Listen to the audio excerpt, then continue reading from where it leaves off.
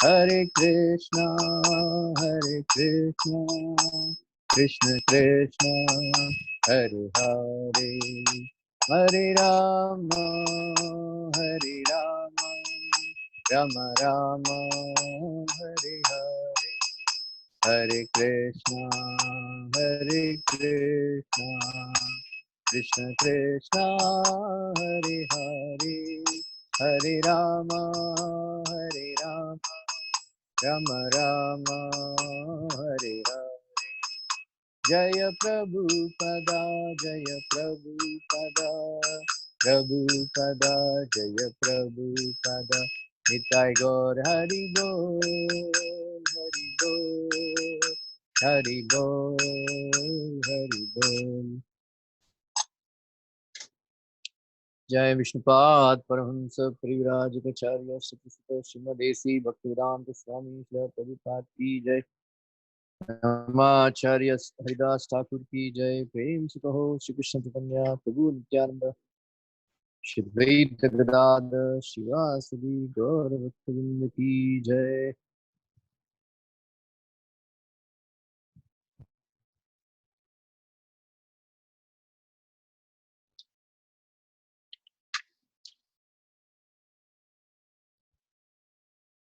Reading from Bhagavad Gita as it is, chapter 4, text number 15.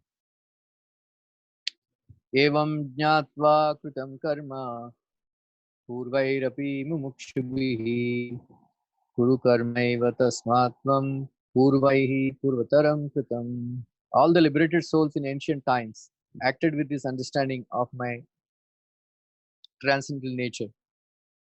Therefore, you should perform your duty following in their footsteps. There are two classes of men. Some of them are full of polluted material things within their hearts, and some of them are materially free. Krishna consciousness is equally beneficial for both of these persons. Those who are full of dirty things can take to the line of Krishna consciousness for a gradual cleansing process, following the regulative principles of devotional service. Those who are already cleansed of the impurities may continue to act in the same Krishna consciousness, so that others may follow their exemplary activities and thereby be benefited. Foolish persons or neophytes in Krishna consciousness often want to retire from activities without having knowledge of Krishna consciousness. Arjuna's desire to retire from activities on the battlefield was not approved by the Lord. One need only to know how to act, retire from the activities of Krishna consciousness, and to sit aloof making a show of Krishna consciousness is less important than actually engaging in the field of activities for the sake of Krishna. Arjuna is here advised to act in Krishna consciousness, following in the footsteps of the Lord's previous disciples, such as the sun god Vivashwan, as mentioned hence before. The Supreme Lord knows all his past activities, as well as those of persons who acted in Krishna consciousness in the past. Therefore, he recommends the acts of the sun god who learned his art from the Lord some millions of years before. All such students of Lord Krishna are mentioned here as past liberated persons engaged in the discharge of duties allotted by Krishna. Om Ajnanatimidandasya Jnananjana Salakaya Chakshurunmilitam Yena Tasmai Shri Gurave Namaha. Jai Shri Krishna Chaitanya Prabhu Nityananda Shri Advaita Gadadhara Shivasadi Gauravakinda Hare Krishna Krishna Krishna Hare Hare Hare Ram Ram Ram Hare Hare. రెండు వారాల క్రితం మనం నేర్చుకున్నాం 4వ అధ్యాయం 13 శ్లోకాల వరకు చాతుర్వర్ణ్యమయ system గుణకర్మ విభాగ సహ. తర్వాత కృష్ణుడు మనం అనుకున్నాం అనమాట. కృష్ణుడు ఈ 4వ అధ్యాయంలో జ్ఞానయోగంలో మొదట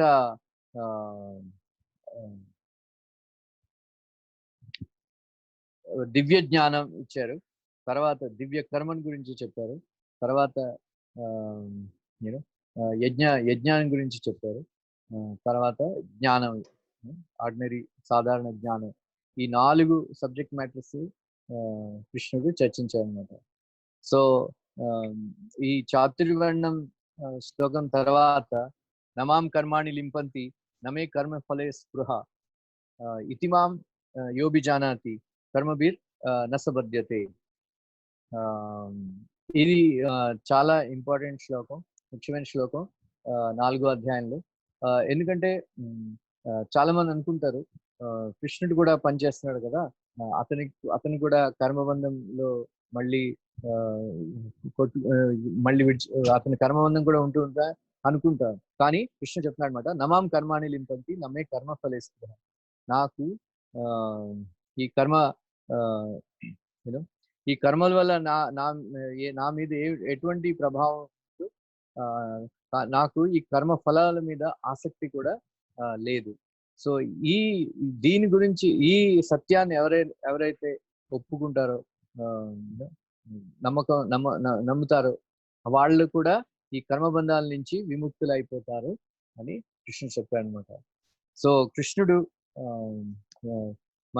వామనుడై వచ్చాడు, బ్రాహ్మణ రూపంలో వచ్చాడు. వాడి దగ్గర నుంచి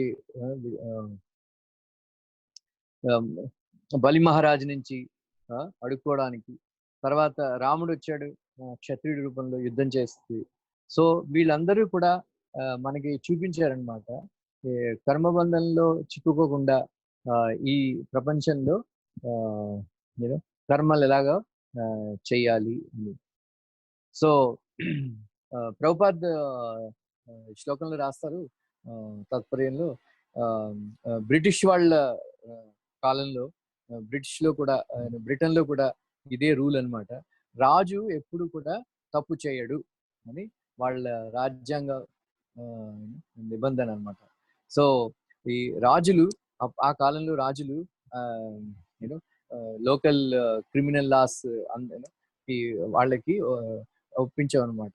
అందువల్ల అలాగే ఎప్పుడు కృష్ణుడు ఇక్కడికి వచ్చి కర్మలు చేసినా సరే అతని మీద ఎటువంటి ప్రభావం ఉండదన్నమాట.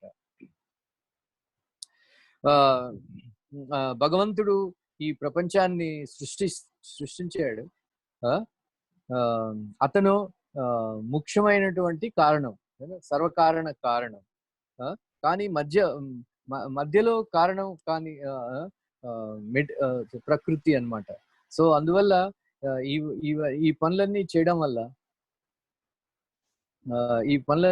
వల్ల కృష్ణుడికి ఎటువంటి ప్రభావం అతని మీద ఉండదన్నమాట. సో ఈ శ్లోకం మీద భక్తి వినోద్ ఠాకూర్ చెప్తారు,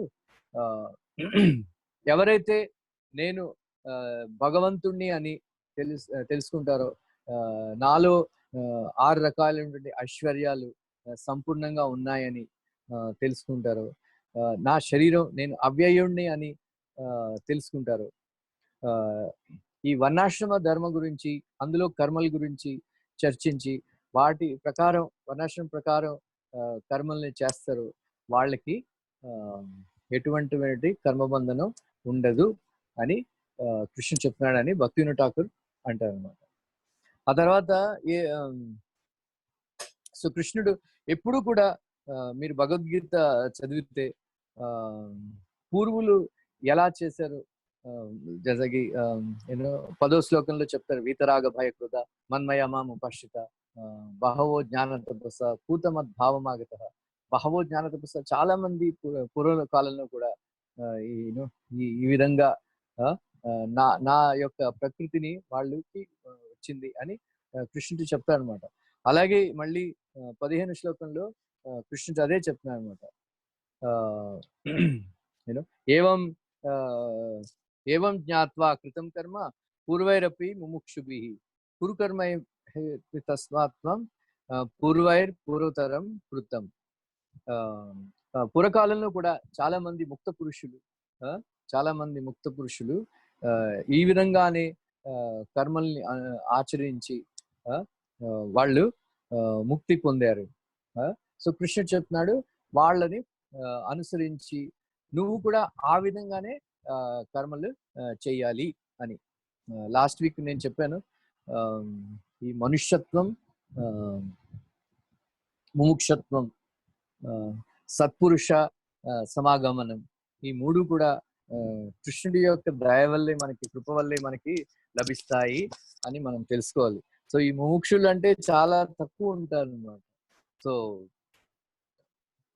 సో ఈ ముముక్షులు కూడా లైక్ జనక మహారాజు వీళ్ళందరూ కూడా వాళ్ళు కర్మలు చేశారు. జ్ఞానులు అయిన తర్వాత కూడా కర్మలు చేసి వాళ్ళు మనకి చూపించారు.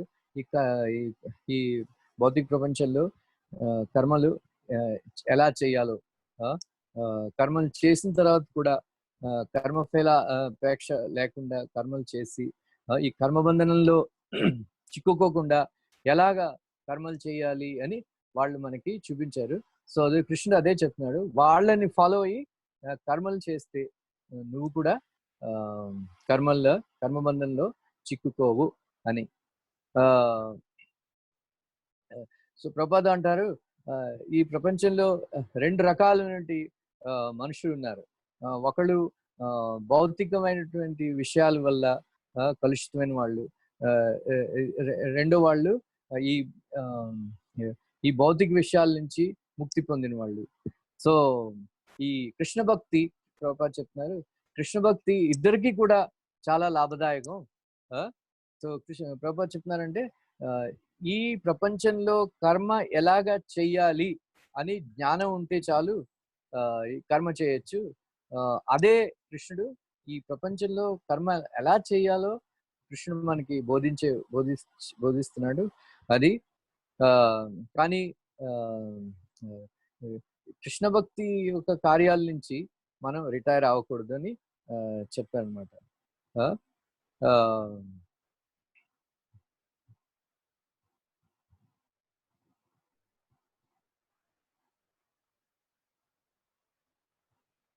తర్వాత కిం కర్మ కిం అకర్మేతి కవయోపి అత్ర మోహితః తత్తే కర్మ ప్రవక్ష్యామి యజ్ఞాత్వా మోక్షసే అశుభాత్. విద్వాంసులు కూడా కర్మ ఏంటో అకర్మ ఏంటో తెలుసుకోలేరు. అంత జటిలమైనది ఈ విషయం. అందువల్ల నేను ఈ ప్రపంచంలో కర్మలు ఎలా చేసి ఎలా చెయ్యాలో, ఈ ప్రపంచం నుంచి ముక్తి ఎలా పొందాలో నేను చెప్తాను అని చెప్తారు అనమాట. సో ప్రభుపాద చెప్తున్నారు, మన కర్మలన్నీ కూడా ఈ పూర్వ ఆచార్యులు ఎలా నిర్దేశించారో వాటి ప్రకారం మనం కర్మలు చేస్తే కృష్ణ భక్తిలో మనం ఏ విధమైనటువంటి కర్మబంధం నుంచి మనం ముక్తి పొందొచ్చు అన్నమాట. సో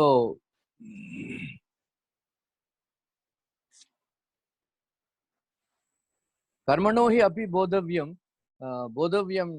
వికర్మణః అకర్మణశ్చ బోధవ్యం గహన కర్మణ గతి. సో కర్మ అంటే సత్కర్మ అని మనం అర్థం చేసుకోవాలన్నమాట. కర్మ అంటే అందరూ అనుకుంటారు, చాలా మంది ఆఫీసులో అక్కడ పనిచేస్తుంటారు, పెద్ద పెద్ద బిజినెస్ మ్యాన్లు ఉంటారు, వాళ్ళందరూ అంటూ ఉంటారు నేను కర్మయోగిని అని. అది కర్మయోగి, వాళ్ళు కర్మయోగి కాదు, వాళ్ళ కర్మ అదే అన్నమాట. సో కర్మ అంటే శాస్త్రచోదితమైనటువంటి కర్మ అన్నమాట. శాస్త్రం ప్రకారం నడిచి చేసే పనే కర్మని. వికర్మ అంటే పాపకర్మ, రైట్. సో అకర్మ అంటే యాక్చువల్లీ కృష్ణ భక్తిలో చేసే పని అన్నమాట. ఏ పని చేయకుండా ఉండడం అంటే, ఏ పని చేయకుండా ఉండేది ఎవరు? మృత్యుదేవతలే, డెడ్ బాడీస్, శవాలే ఏ పని చేయకుండా ఉండాలి. కానీ అకర్మ అంటే చాలా బాగా అర్థం చేసుకోవాలన్నమాట. సో విశ్వనాథ్ చక్రవర్తి ఠాకూర్ ఈ విషయంలో అంటారు, ఈ కర్మ తత్వం గురించి తెలుసుకోవడం చాలా కష్టం. సో శాస్త్ర ప్రకారం చేసే కర్మలే మనకి మోక్షాన్ని ఇస్తాయి. వికర్మ అంటే పాపకర్మలు చేయడం వల్ల మనం ఎన్నో దుఃఖాలు అనుభవించాలి. కానీ అకర్మ అంటే కర్మ చేయకుండా ఉంటే మన శరీరం కూడా మన నడవదు. కురు కర్మై తస్వాత్మ, లైక్ సో కృష్ణుడు చెప్తాడనమాట. సో పని చేయాలి కానీ సో ఈ అకర్మ కూడా 3 రకాలన్నమాట. అజ్ఞానులు ఏ విధమైనటువంటి కర్మలు చేయరన్నమాట. ఎందుకంటే బద్ధకం వల్ల, అది లేజినెస్. రెండోది సో వాళ్ళకి కర్మ చేస్తే ఫలాల్ని అనుభవించాలి, దానికి యూనో రియాక్షన్ ఉంటాయి అని కర్మలు చేయకుండా ఉంటారు. కానీ కర్మ చేయకుండా ఎవరు ఉండలేరు. ఎందుకంటే మనం ఏ విధమైనటువంటి భౌతికమైనటువంటి కర్మలు చేయకపోయినా మనస్సు పనిచేస్తూ ఉంటుంది. నిద్రపోవడం కూడా కర్మే. అందుకే కృష్ణ చెప్తాను, నియతం కురు కర్మత్వం కర్మర్జాయు అకర్మణ శరీర యత్రాపించితే నా ప్రసిద్ధి ఏది అకర్మణ. 3వ అధ్యాయంలో మనం నేర్చుకున్నాం. సో ఏదో ఒకటి కర్మలు చేయాలి, కర్మ చేయకుండా ఈ శరీరాన్ని కూడా ఇబ్బంది, అందువల్ల ఏదో ఒక పని చేయాలని. సో ఏ విధమైనటువంటి పని చేయకుండా ఒక శవాలే ఉంటాయి.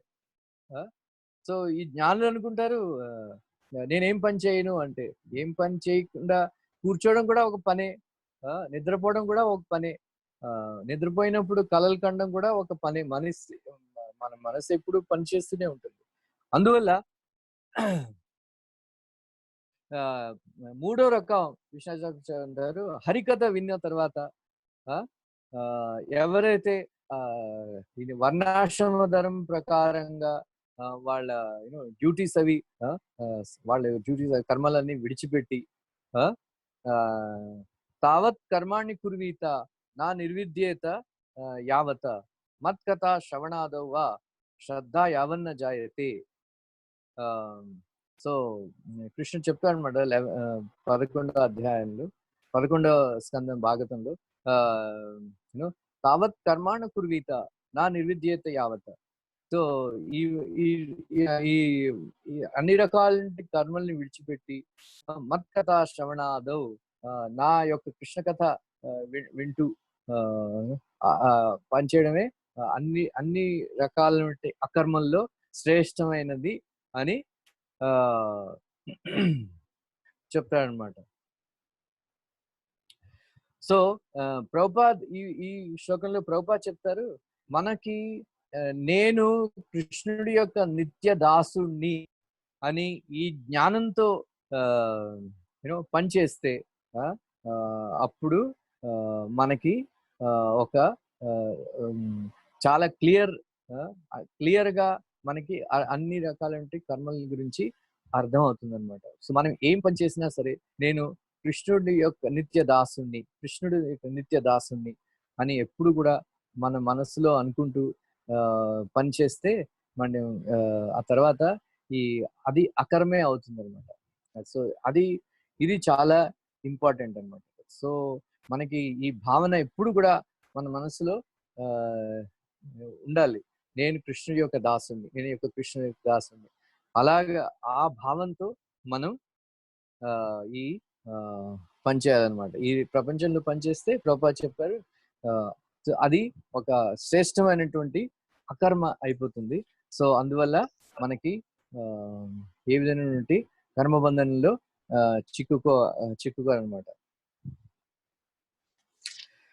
కర్మణి అకర్మ యః పశ్యేత్ అకర్మణి చ కర్మయః స బుద్ధిమాన్ మనుష్యేషు సయుక్త కృష్ణ కర్మకృత్. ఇది చాలా ఇంపార్టెంట్ శ్లోకం. అకర్మలో కర్మను చూడడం, అకర్మలో కర్మను చూడడం, కర్మలో అకర్మను చూడడం తెలుసుకున్నవాడు స బుద్ధిమాన్ మనుష్యేషు సాయుక్త కృష్ణ కర్మకృత్. అటువంటి వాడిని బుద్ధిమంతుడు అని, మనుష్యుల్లో బుద్ధిమంతుడు అని అంటారు అని కృష్ణుడు చెప్తాడు అనమాట. సో ఇది ఒక గూఢ శ్లోకం అనమాట, కూట శ్లోకం అంటారు. సో వెరీ ఇంపార్టెంట్ శ్లోకం అనమాట. సో అకర్మలో కర్మ చూడడం, కర్మలో అకర్మ చూసేవాడు అన్ని పనులు వాడు బుద్ధిమంతుడు, మనం అన్ని పనులు చేశాడు, అన్ని కర్మలు చేశాడు అని మనం అర్థం చేసుకోవచ్చు అనమాట. సో మంచి సాధన లేకపోతే ఈ ఈ ఈ తత్వజ్ఞానం అర్థం చేసుకోవడం చాలా కష్టం అనమాట. సో కర్మ అంటే దేహాది చేష్టములు అనమాట.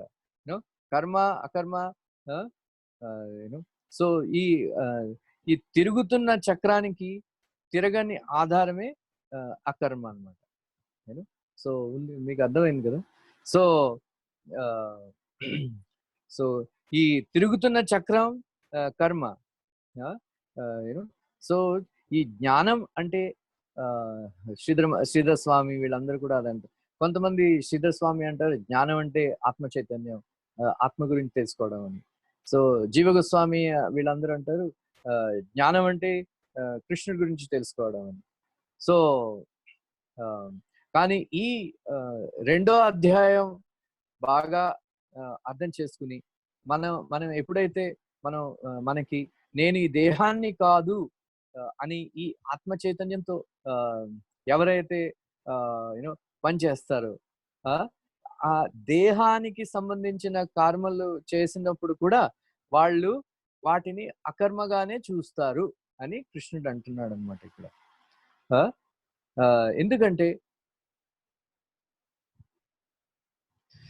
ఎందుకంటే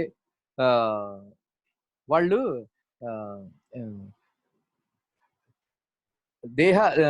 దేహాది చేష్టలన్నీ చేస్తున్నా సరే వాళ్ళకి ఈ దేహాన్ని నేను కాదు అనే జ్ఞానంతో చేస్తున్నారు కాబట్టి ఆ దేహాన్ని పాలన చేసుకోవడానికి చేసిన పనులు కూడా అకర్మగానే వాళ్ళు చూస్తారు అని. సో ఈ జ్ఞానులు ఎవరైతే జ్ఞానులు అయి ఉంటారో వాళ్ళకి ఈ ఆత్మ చైతన్యం గురించి, ఆత్మతత్వాన్ని గురించి ఈ జ్ఞానం ఉందో, ఎవరైతే వాళ్ళకి చాలా క్లియర్ గా అండర్స్టాండింగ్ ఉందో నేను ఈ శరీరాన్ని కాదు, ప్రకృతి క్రియమాణాన్ని గుణ కర్మాణి సర్వశః అహంకార విమూఢాత్మ కర్తాహం ఇతి మన్యతే ఈ శ్లోకం ప్రకారం.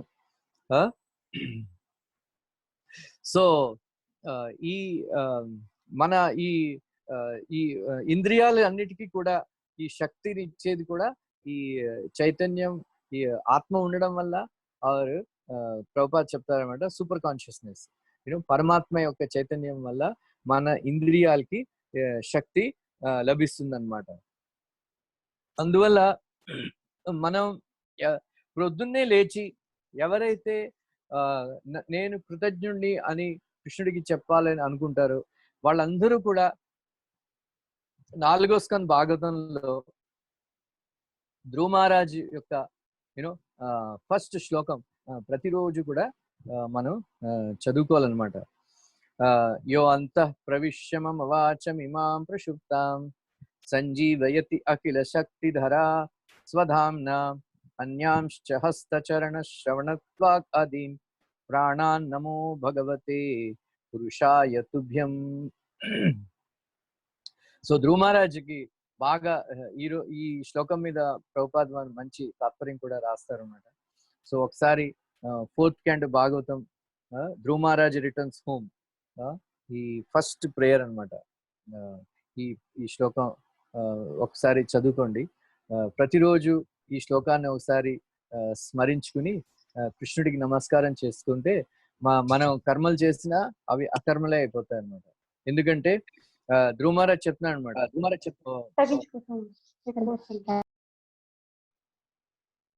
My dear Lord, you are all powerful. After entering within me, you have enlivened all my sleeping senses, my hands, legs, ears, touch sensation, life force, and especially my power of speech. Let me offer my respectful obeisances unto you.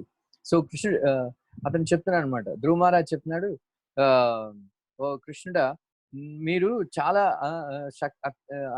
అతి శక్తిశాలి. నా ఇంద్రియాల్లో ప్రవేశించి నా చేతులు, నా కాళ్ళు, నా చెవులు, నా శరీరం, స్పర్శ శక్తి, ప్రాణశక్తి వీటన్నిటిని కూడా ఉత్తేజించాడు మీరే. అందువల్ల నేను మాట్లాడే శక్తి కూడా మీ నుంచే వస్తున్నది. అందుకే నేను మీ పాదపద్మాల మీదకి నమస్కారం చేస్తున్నాను అని అతను ధ్రువ మహారాజు ఫస్ట్ ప్రేయర్ అన్నమాట. ఇది చాలా ఇంపార్టెంట్ ప్రేయర్. యో అంత ప్రవిశ్యం మమ వాచం ఇమం ప్రక్షుప్తాం సంజీవయతి అఖిల శక్తిధరాన్ స్వధామ్నా అన్యాంశ్చ హస్తచరణ శ్రవణత్వాగాదీన్ ప్రాణాన్ నమో భగవతే పురుషాయ తుభ్యం. రైట్. సో ఈ నది యూనో నది యొక్క తరంగాలు మనం వేరువేరుగా చూడలేము కదా. ఈ నది ఏమిటంటే అకర్మ, ఈ తరంగాలు ఏమిటంటే కర్మ. ఈ రెండు కూడా ఈ జ్ఞానం ఉన్న వాళ్ళు యూనో యూనో వీటిని వేరుగా చూడరు అనమాట. ఈ నది అలాగే అతనే పరమాత్మ ఈ సచ్చిదానంద స్వరూప స్వరూప లక్షణ. అండ్ దెన్ అతని శక్తుల్ని ఉపయోగించి విభూతి ఈ సృష్టిని చేస్తారనమాట, సృష్టిస్తారు. అది ప్రత్యక్ష లక్షణం అనమాట. సో అందువల్ల అది ఈ విషయంలో విశ్వనాథ్ జగటావ్ చెప్తారు, జనక మహారాజు ఎంతో జ్ఞానవంతుడైన తర్వాత కూడా కర్మలు చేయడం విడిచిపెట్టలేదు అని. ఎందుకంటే వాళ్ళు చేసే పనులన్నీ కూడా అకర్మలే అని చెప్తారనమాట. సో ప్రభుపాద్ చెప్తారు ఈ శ్లోకం మీద, ఎవరైతే ప్రతి పనులు కూడా కృష్ణుడి కోసం చేస్తారో అటువంటి కర్మలు అకర్మలే అని చెప్తారనమాట. సో ప్రభుపాద్ చెప్తారు, మనం కృష్ణుడి కోసం కర్మలు చేస్తే దివ్యమైనటువంటి ఆనంద అనుభూతి కలుగుతుంది. సో అందువల్ల ఈ భావన మనకి ఎప్పుడు హృదయంలో మనకి ఉండాలి. ఏమిటో భావన, నేను కృష్ణుడి యొక్క నిత్య కృష్ణ దాసుని అని. ఈ భావంతో ఏ పని చేసినా సరే మనకి ఈ కర్మలు చేసినా సరే అవి అకర్మలే అయిపోతాయి అని అదే అనమాట. సో ఈ శ్లోకం అర్థమైతే బాగానే ఉంటుంది. కర్మణి అకర్మయ పశ్యత్ అకర్మణ కర్మయః యస్య సర్వే సమారంభ కామసంకల్పితః అనాగ్ని దగ్ధ కర్మాణం తమాహు పండితం బుధః. ఇక్కడ బుధ అంటే తెలుసుకునేవాడు, జ్ఞానం తెలుసుకునేవాడు, ఈ అన్ని తెలిసినవాడు.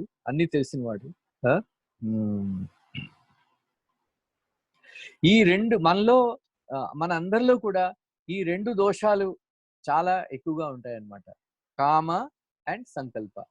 కామ సంకల్ప, ఈ కామము సంకల్పము, ఈ కామ సంకల్పాలు లేకుండా నేను కృష్ణుడి యొక్క నిత్య దాసుని అని అనుకుంటూ యస్య సర్వే సమారంభ కామ సంకల్ప అటువంటి జ్ఞానంతో చేసిన వాళ్ళు జ్ఞానాగ్ని దగ్ధ కర్మాణి, ఈ జ్ఞానం అనే అగ్నిలో ఈ కర్మలన్నీ కూడా భస్మం అయిపోయి బూడిదైపోతాయి అని కృష్ణుడు చెప్తున్నాడు అనమాట.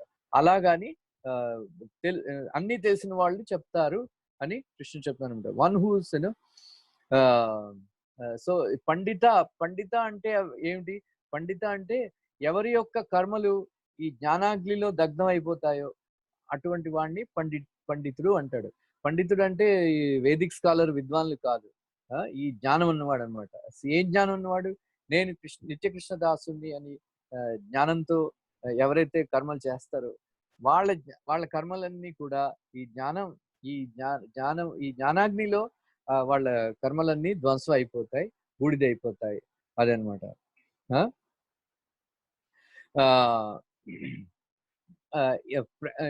ఎటువంటి కర్మకి కూడా ప్రేరణ ఏమిటంటే సంకల్పం.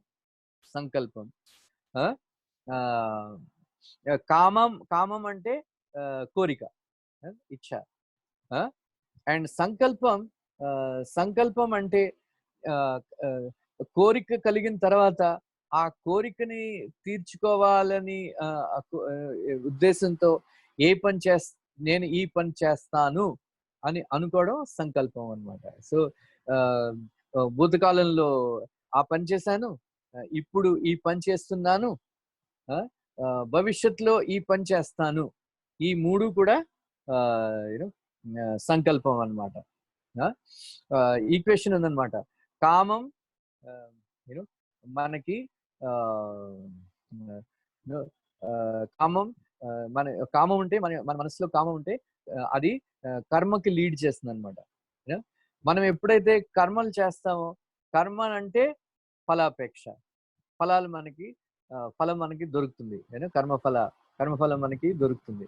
కర్మఫలం అంటే మన మనసులో వాసనలు ఏర్పడిపోతాయి. వాసనలు అంటే అది మరో జన్మ, పునర్జన్మ. అది. సో ఇది ఈక్వేషన్ అన్నమాట. కామ, దెన్ కర్మ, దెన్ ఫల, దెన్ వాసన, దెన్ పునర్జన్మ. ఇది కామం ఉంటే ఇన్ని ఇబ్బందులు అనమాట. మన మనసులో కామం ఉంటే కర్మలు చేస్తాం. కర్మలు చేస్తే ఫలాలు వస్తాయి.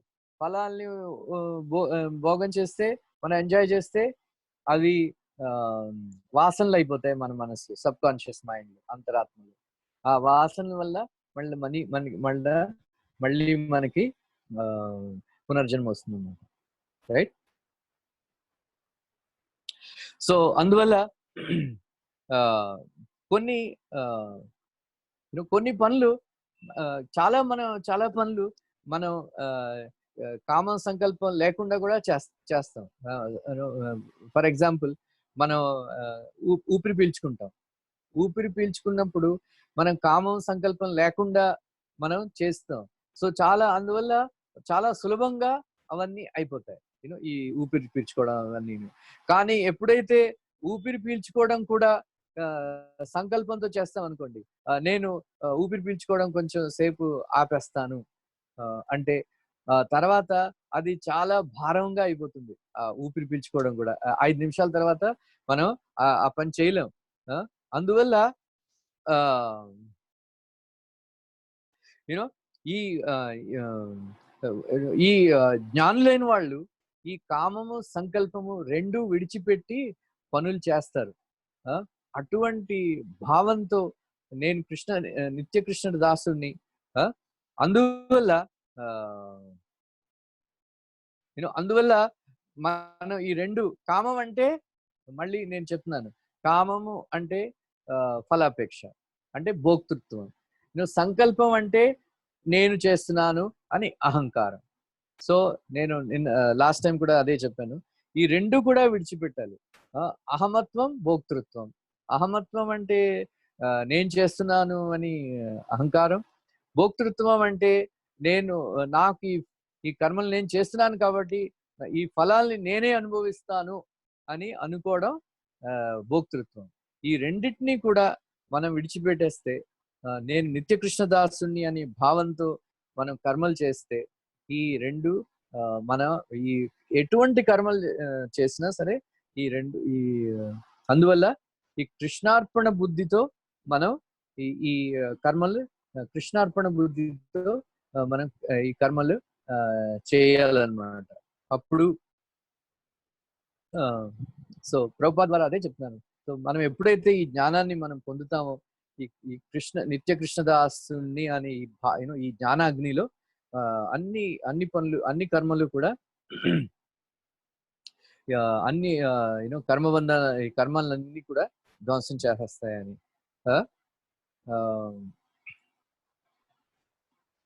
సో త్యక్త్వా కర్మఫల సంగాన్, ఈ 4 శ్లోకాలు ఒకే భావనని మనకి జ్ఞానాన్ని ఇస్తున్నాయి అన్నమాట. 19, 20, 21, 22. సో త్యక్త్వా కర్మఫల సంగం నిత్యతృప్తో నిరాశ్రయ కర్మణి అభిప్రవృత్తోపి నైవ కించిత్ కరోతి సహా. రైట్. కర్మయోగి చిత్తశుద్ధి కోసం కర్మలు చేస్తాడు. జ్ఞానయోగి एग्जाम्पल सेट करने के लिए सेट को యద్యది ఆచరతి శ్రేష్ట తద్దేవేతే రోజన. మనకి ఎగ్జాంపుల్ చూపించడానికి జ్ఞానులు పనిచేస్తారు. కానీ జనక మహారాజు లాంటి వాళ్ళకి కర్మలు చేసే అవసరం లేదనమాట. కానీ వాళ్ళు ఇంకా ఎందుకంటే మనకి మనం ఎలా ఎవరినైనా ఆచరణ చేసి పని చేయాలో, కర్మలు చేయాలో అటువంటి మన వాళ్ళ కోసం వాళ్ళు కర్మలు చేస్తారనమాట. సో ఎప్పుడైతే కర్మఫలాపేక్ష ఉండదో అతను ఎప్పుడు కూడా నిత్య సంతోషి. ఈ ప్రపంచంలో సంతోషంగా ఎవరు ఉండగలరు అంటే నిత్య సంతోషి అని. ఆనందంగా ఉండాలి అంటే నిత్య సంతోషి. మనకి ఏది దొరికితే అది దాంతో సంతోషపడాలి, తృప్తి పడాలి. అప్పుడే మనకి ఆనందం ఈ ప్రపంచంలో. వాళ్ళకి నిత్య తృప్తులైన వాళ్ళకి, నిత్య తృప్తులు అంటే కర్మఫలాపేక్ష లేని వాళ్ళు అనమాట. సో ఎటువంటి కర్మఫలాపేక్ష లేని వాళ్ళు ఉంటారు. అందువల్ల మనం చూస్తుంటాం ఆఫీసులో చాలా మంది పనిచేస్తుంటారు. వాళ్ళకి కర్మఫలాపేక్ష ఉండడం వల్ల చాలా మంది కంప్లైంట్ చేస్తుంటారు, నాకు ప్రమోషన్ రాలేదు, పాలిటిక్స్ అవుతున్నది ఆఫీస్లో, నన్ను కేర్ చేయట్లేదు, నాకు జీతాలు పెంచలేదు. అలాగా అసంతృప్తితో చాలా మదన పడుతుంటారు. కొంతమంది డిప్రెషన్ లోకి వెళ్ళిపోతుంటారు. కొంతమంది కోపం వచ్చి రిజైన్ చేసేస్తుంటారు. ఎందుకంటే వాళ్ళకి స్కేర్సిటీ ఉన్నదన్నమాట జీవితంలో, కొరతలు అనమాట. సో అందువల్ల ఎవరైతే నిత్య తృప్తులు ఉంటారో, నిత్య తృప్తులై ఉంటారో వాళ్ళకి కర్మఫలాపేక్ష ఉండదు. అందువల్ల ఎప్పుడు కూడా సంతోషంగా ఉంటారు, తృప్తిగా ఉంటారు. వాళ్ళ జీవితంలో తృప్తి ఉందన్నమాట. సో ప్రమోషన్ వచ్చినా పర్వాలేదు, ప్రమోషన్ రాకపోయినా పర్వాలేదు, జీతం పెరిగినా పర్వాలేదు, జీతం పెరగకపోయినా పర్వాలేదు. ఎందుకంటే వాళ్ళకి కృష్ణుడి యొక్క దయ వల్ల ఏది దొరికితే దాంతో సంతోషంగా ఉంటారు.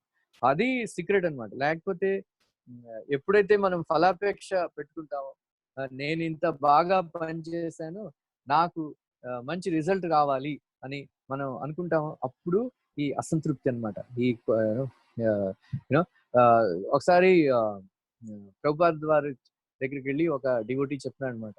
ప్రభుపాద్, ఒక డివోటీ మదురైలో ఒక చాలా పెద్ద ధనవంతుడైన వ్యాపారవేత్త మమ్మల్ని పిలిచాడు, మంచి ఫెసిలిటీస్ ఇచ్చాడు.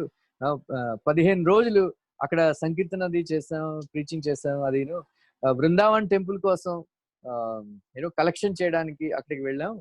15 రోజులు చేస్తే అది ఇద్దరు లైఫ్ మెంబర్సే నేను చేయగలను. ఆ తర్వాత మరో పట్టణానికి వెళ్ళి అక్కడ ఏ విధమైన సహాయం లేకపోయినా సరే 15 రోజులు ఇదే పని చేసాం. సంకీర్తనం, కథ, భాగవత్ కథ ఇవన్నీ చేసాం. 15 రోజుల్లో 20 లక్ష మెంబర్స్ నేను చేశాను. ఏం అలాగా అంటే ప్రభుపాద్ కోపం వచ్చి అన్నారు, ఈ మీతో ప్రాబ్లం ఏమిటంటే ఎప్పుడు కూడా ఈ కర్మఫలాపేక్షతో పనిచేస్తున్నారు మీరు. కానీ మనం సిన్సియారిటీతో పనిచేయాలి. మన యొక్క కర్తవ్యం ఏమిటంటే కృష్ణుడి యొక్క సేవ చేయడం. అది ఎటువంటి ఫలాన్ని ఇవ్వాలి, ఫలసిద్ధి మాత్రం కృష్ణుడి యొక్క చేతుల్లో ఉంది. అందువల్ల మనం ఫలాన్ని గురించి ఎప్పుడు ఆలోచించి పని చేయకూడదు. మన ఈ కర్తవ్యాన్ని పాలన చేయాలి. నా కర్తవ్యం ఏంటంటే కృష్ణుడి యొక్క సేవ చేయడం, గురుగారి మాటలు విని ఆచరించడం, ఇవే కర్తవ్యంగా చేయాలి. కానీ ఫలాపేక్షతో చేయకూడదు. సిన్సియారిటీ ఉండాలి. సిన్సియారిటీతో పనిచేస్తే కృష్ణుడికి ఎప్పుడైతే వీలైతే అప్పుడు కృష్ణుడు మనకి ఫలాన్ని ఇస్తాడు. ఫలాన్ని ఇవ్వకపోయినా సరే కృష్ణుడి యొక్క అతని ఇష్టం, మనం ఏం చేయలేమని. అందువల్ల ఈ నిత్యతృప్త, ఈ శ్లోకంలో 20వ శ్లోకంలో ఈ నిత్యతృప్త ఇది చాలా ఇంపార్టెంట్ వర్డ్ అనమాట. నిరాశ్రయ అంటే ఈ నిత్యతృప్తులైన వాళ్ళు ఎటువంటి కర్మల్ని ఆశ్రయించరు అనమాట. పరిపూర్ణ అవడానికి ఎటువంటి కర్మల్ని ఆశ్రయించకుండా పని చేస్తుంటారు, ఆ పని వాళ్ళకి సిద్ధినిస్తుంది అనమాట. సో అదే ప్రభుపాద ద్వారా అదే అంటారు అనమాట.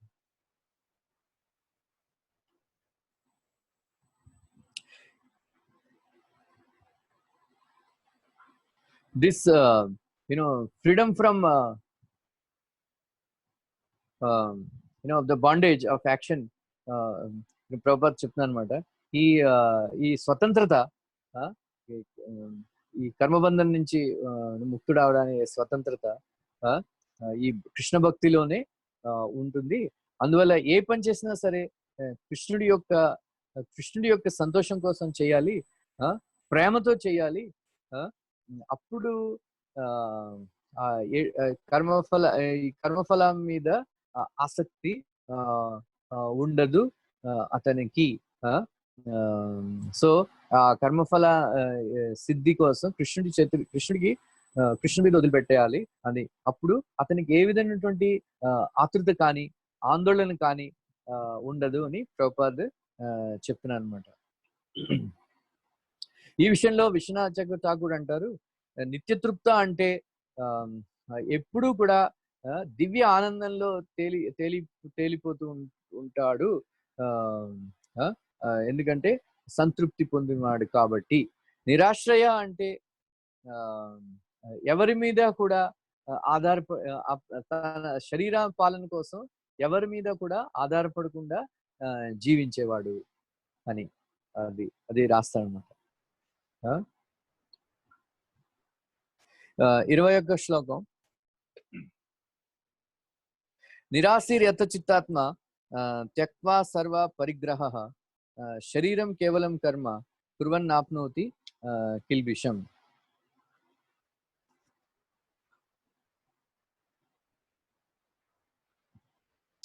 సో జడ భారత్ వీళ్ళందరూ కూడా సహజ కర్మ అంటారు అనమాట. అంటే తన శరీరం మెయింటెనెన్స్ కోసం అటువంటి వాళ్ళు పని చేసినా సరే,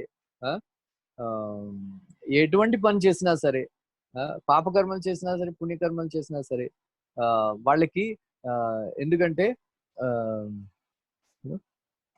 నిత్య నిరాశీర్ యత చిత్తాత్మ, రైట్? నిరాశీర్ యత చిత్తాత్మ త్యక్వా సర్వాన్ పరిగ్రహ. సో అందువల్ల అటువంటి సో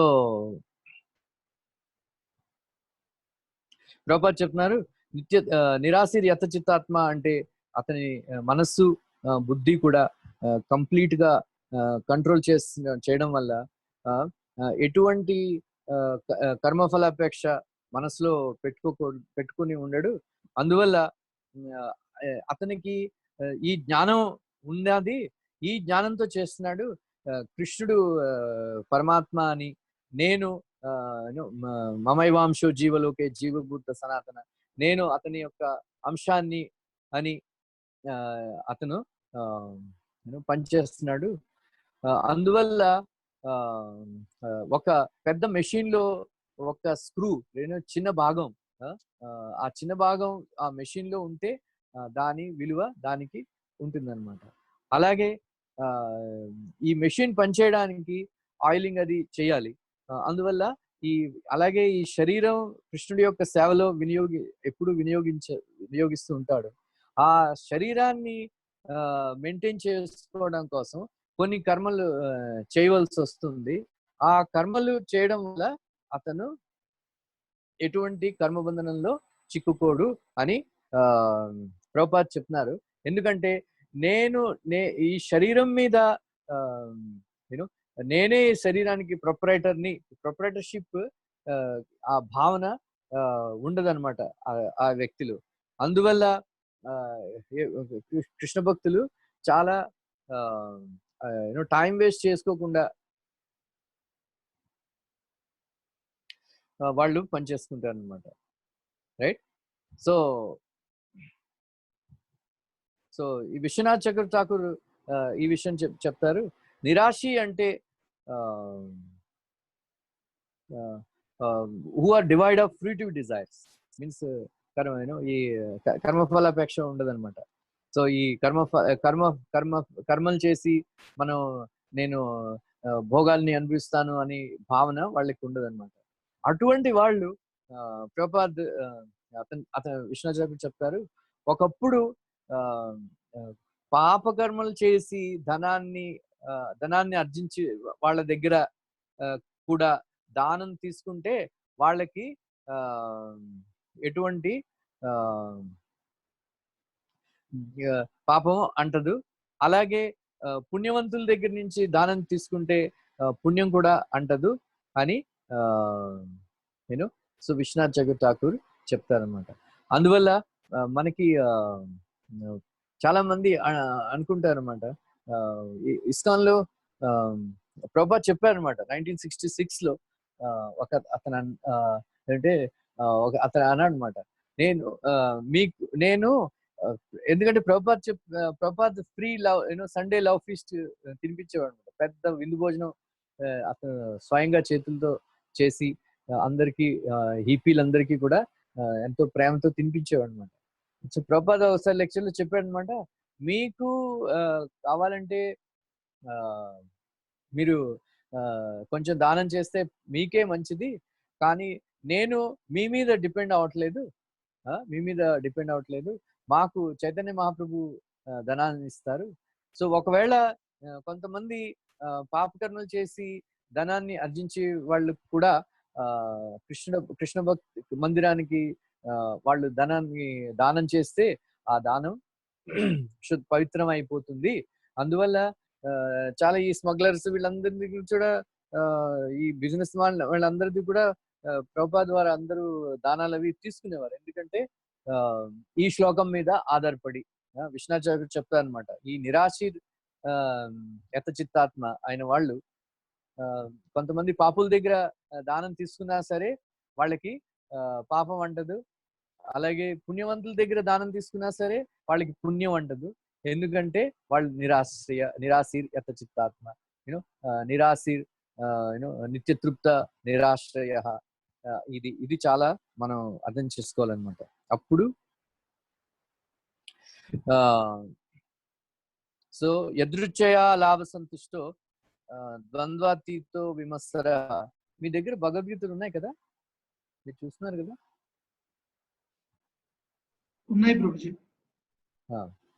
యదృచ్ఛయా లాభ సంతుష్టో ద్వంద్వాతీతో విమత్సర సమసిద్ధౌ అసిద్ధౌ చ కృత్వాపి నా నిబధ్యతే. అందరికి అర్థం అవుతుందా? నేను ఫాస్ట్ గా వెళ్ళిపోతున్నాను.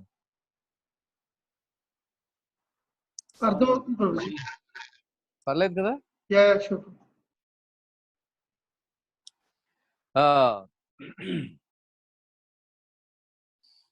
సో 22వ శ్లోకం అన్నమాట. యదృచ్ఛయా లాభ సంతుష్టో ద్వంద్వాతీతో విమత్సర. మన ప్రధానమైనటువంటి శత్రువు ఏమిటంటే ఈ విమత్సర, ఎన్వి, ద్వేషం, ఈర్ష. మనకి ప్రధానమైనటువంటి శత్రువు ఏంటంటే ఇతరులతో కంపేర్ చేసుకుంటాం. తులన ఇతరులు, వాళ్ళ దగ్గర మెర్సిడీస్ బెంచ్ కార్ ఉంది, వాళ్ళ అబ్బాయి ఐఐటిలో చదువుకున్నాడు, వాళ్ళ దగ్గర ఇది ఉన్నది, వాళ్ళ దగ్గర అది ఉన్నది, నా దగ్గర లేదు. ఈ కంపారిజన్ అనమాట. ఈ చాలా పెద్ద ఈ విమర్శన అంటే కంపారిజన్, ఇతరులతో కంపారిజన్ చేసుకోవడం, వాళ్ళని కిందపరుచుకోవడం, అప్పుడప్పుడు వాళ్ళకి హాని చేయడం, ఇవన్నీ కూడా ఈ విమర్శలలో నుంచి వస్తాయన్నమాట. సో ఇది పెద్ద మన పెద్ద ప్రధాన శత్రువు ఏమిటంటే ఈ విమర్శర, చాలా డేంజరస్ ఎనిమీ అన్నమాట. సో ప్రభుపాద్ చెప్తారు, ఈ ద్వేషం ఉన్న వాళ్ళు ఎప్పుడు కూడా ఎవరైతే ఎన్వియస్ అయిపోతారో, ఎవరైతే ఈ ద్వేషాన్ని చూపిస్తారో ఇతర జీవుల పట్ల, వాళ్ళు ఎప్పుడూ కూడా చైతన్య చైతన్యంతో ప్రభుపాద్ రాస్తారనమాట, వాళ్ళకి ఎప్పుడు కూడా కృష్ణ భక్తులు అవ్వలేరు. అటువంటి వాళ్ళని ప్రభుపాద్ అంటారు, అటువంటి వాళ్ళని భక్తుడు అని మనం పరిగణించకూడదు అంటారు. భక్తుడు వేషంలో ధోతి కుర్తా వేసుకుని కంటిమాల పెట్టుకుని తిలక్ పెట్టుకున్న వాడు ద్వేషవంతుడు అయితే, ఎన్వియస్ పర్సన్ అయితే అటువంటి వాడిని వైష్ణవుడు అని పరిగణించకూడదు.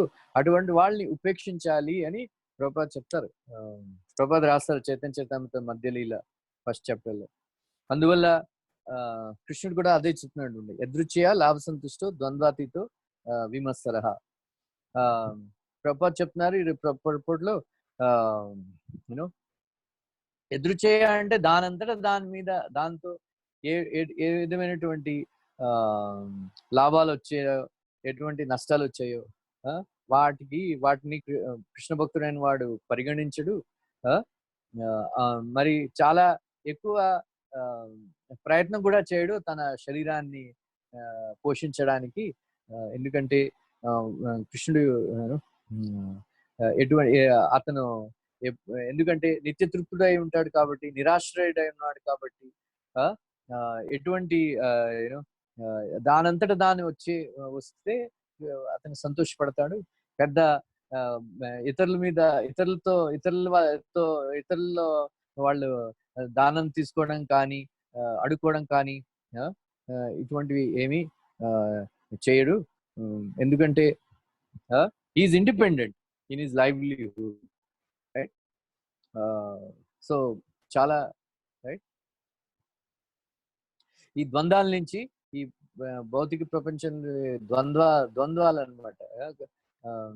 సంతోషం, దుఃఖం, ఇవన్నీ కూడా ఇటువంటి ద్వంద్వాలు, వేడి, ఉష్ణత, చలి, లాభం, నష్టం, ఇవన్నీ కూడా ద్వంద్వాలు. ఈ ద్వంద్వాల నుంచి ముక్తుడయి అటువంటి వాడు పనిచేసిన సరే కృత్వాపి నా నిబద్ధతే, అదనమాట. సో గత సంగస్య ముక్తస్య జ్ఞానావిస్థిత చేతసః యజ్ఞ ఆచరిత కర్మ సమగ్రం ప్రవిల్యతే. సో ఈ శ్లోకంతో ఈ సెక్షన్ ని కృష్ణుడు సమాప్తం చేస్తున్నాడు. ఇది చాలా ఇంపార్టెంట్ శ్లోకం అన్నమాట. గత సంగస్య ముక్తస్య జ్ఞానావస్థిత చేతసః. సో ముక్త సంగుడు అంటే ఎవరు, ఏంటి చెప్పండి? ముక్త సంగులు ఎలా అవ్వాలి?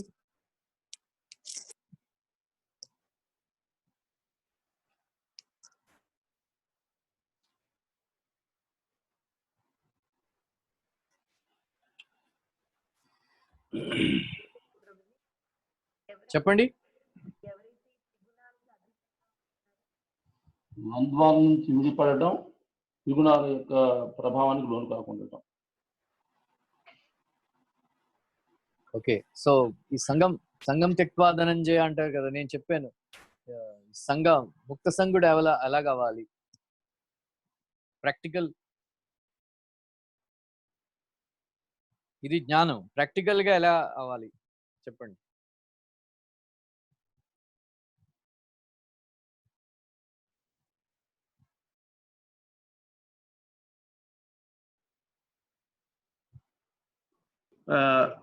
ఎప్పుడు కాన్స్టెంట్ గా భగవంతుడిని ధ్యానం చేయడం వల్ల ఇది సాధ్యమవుతుంది.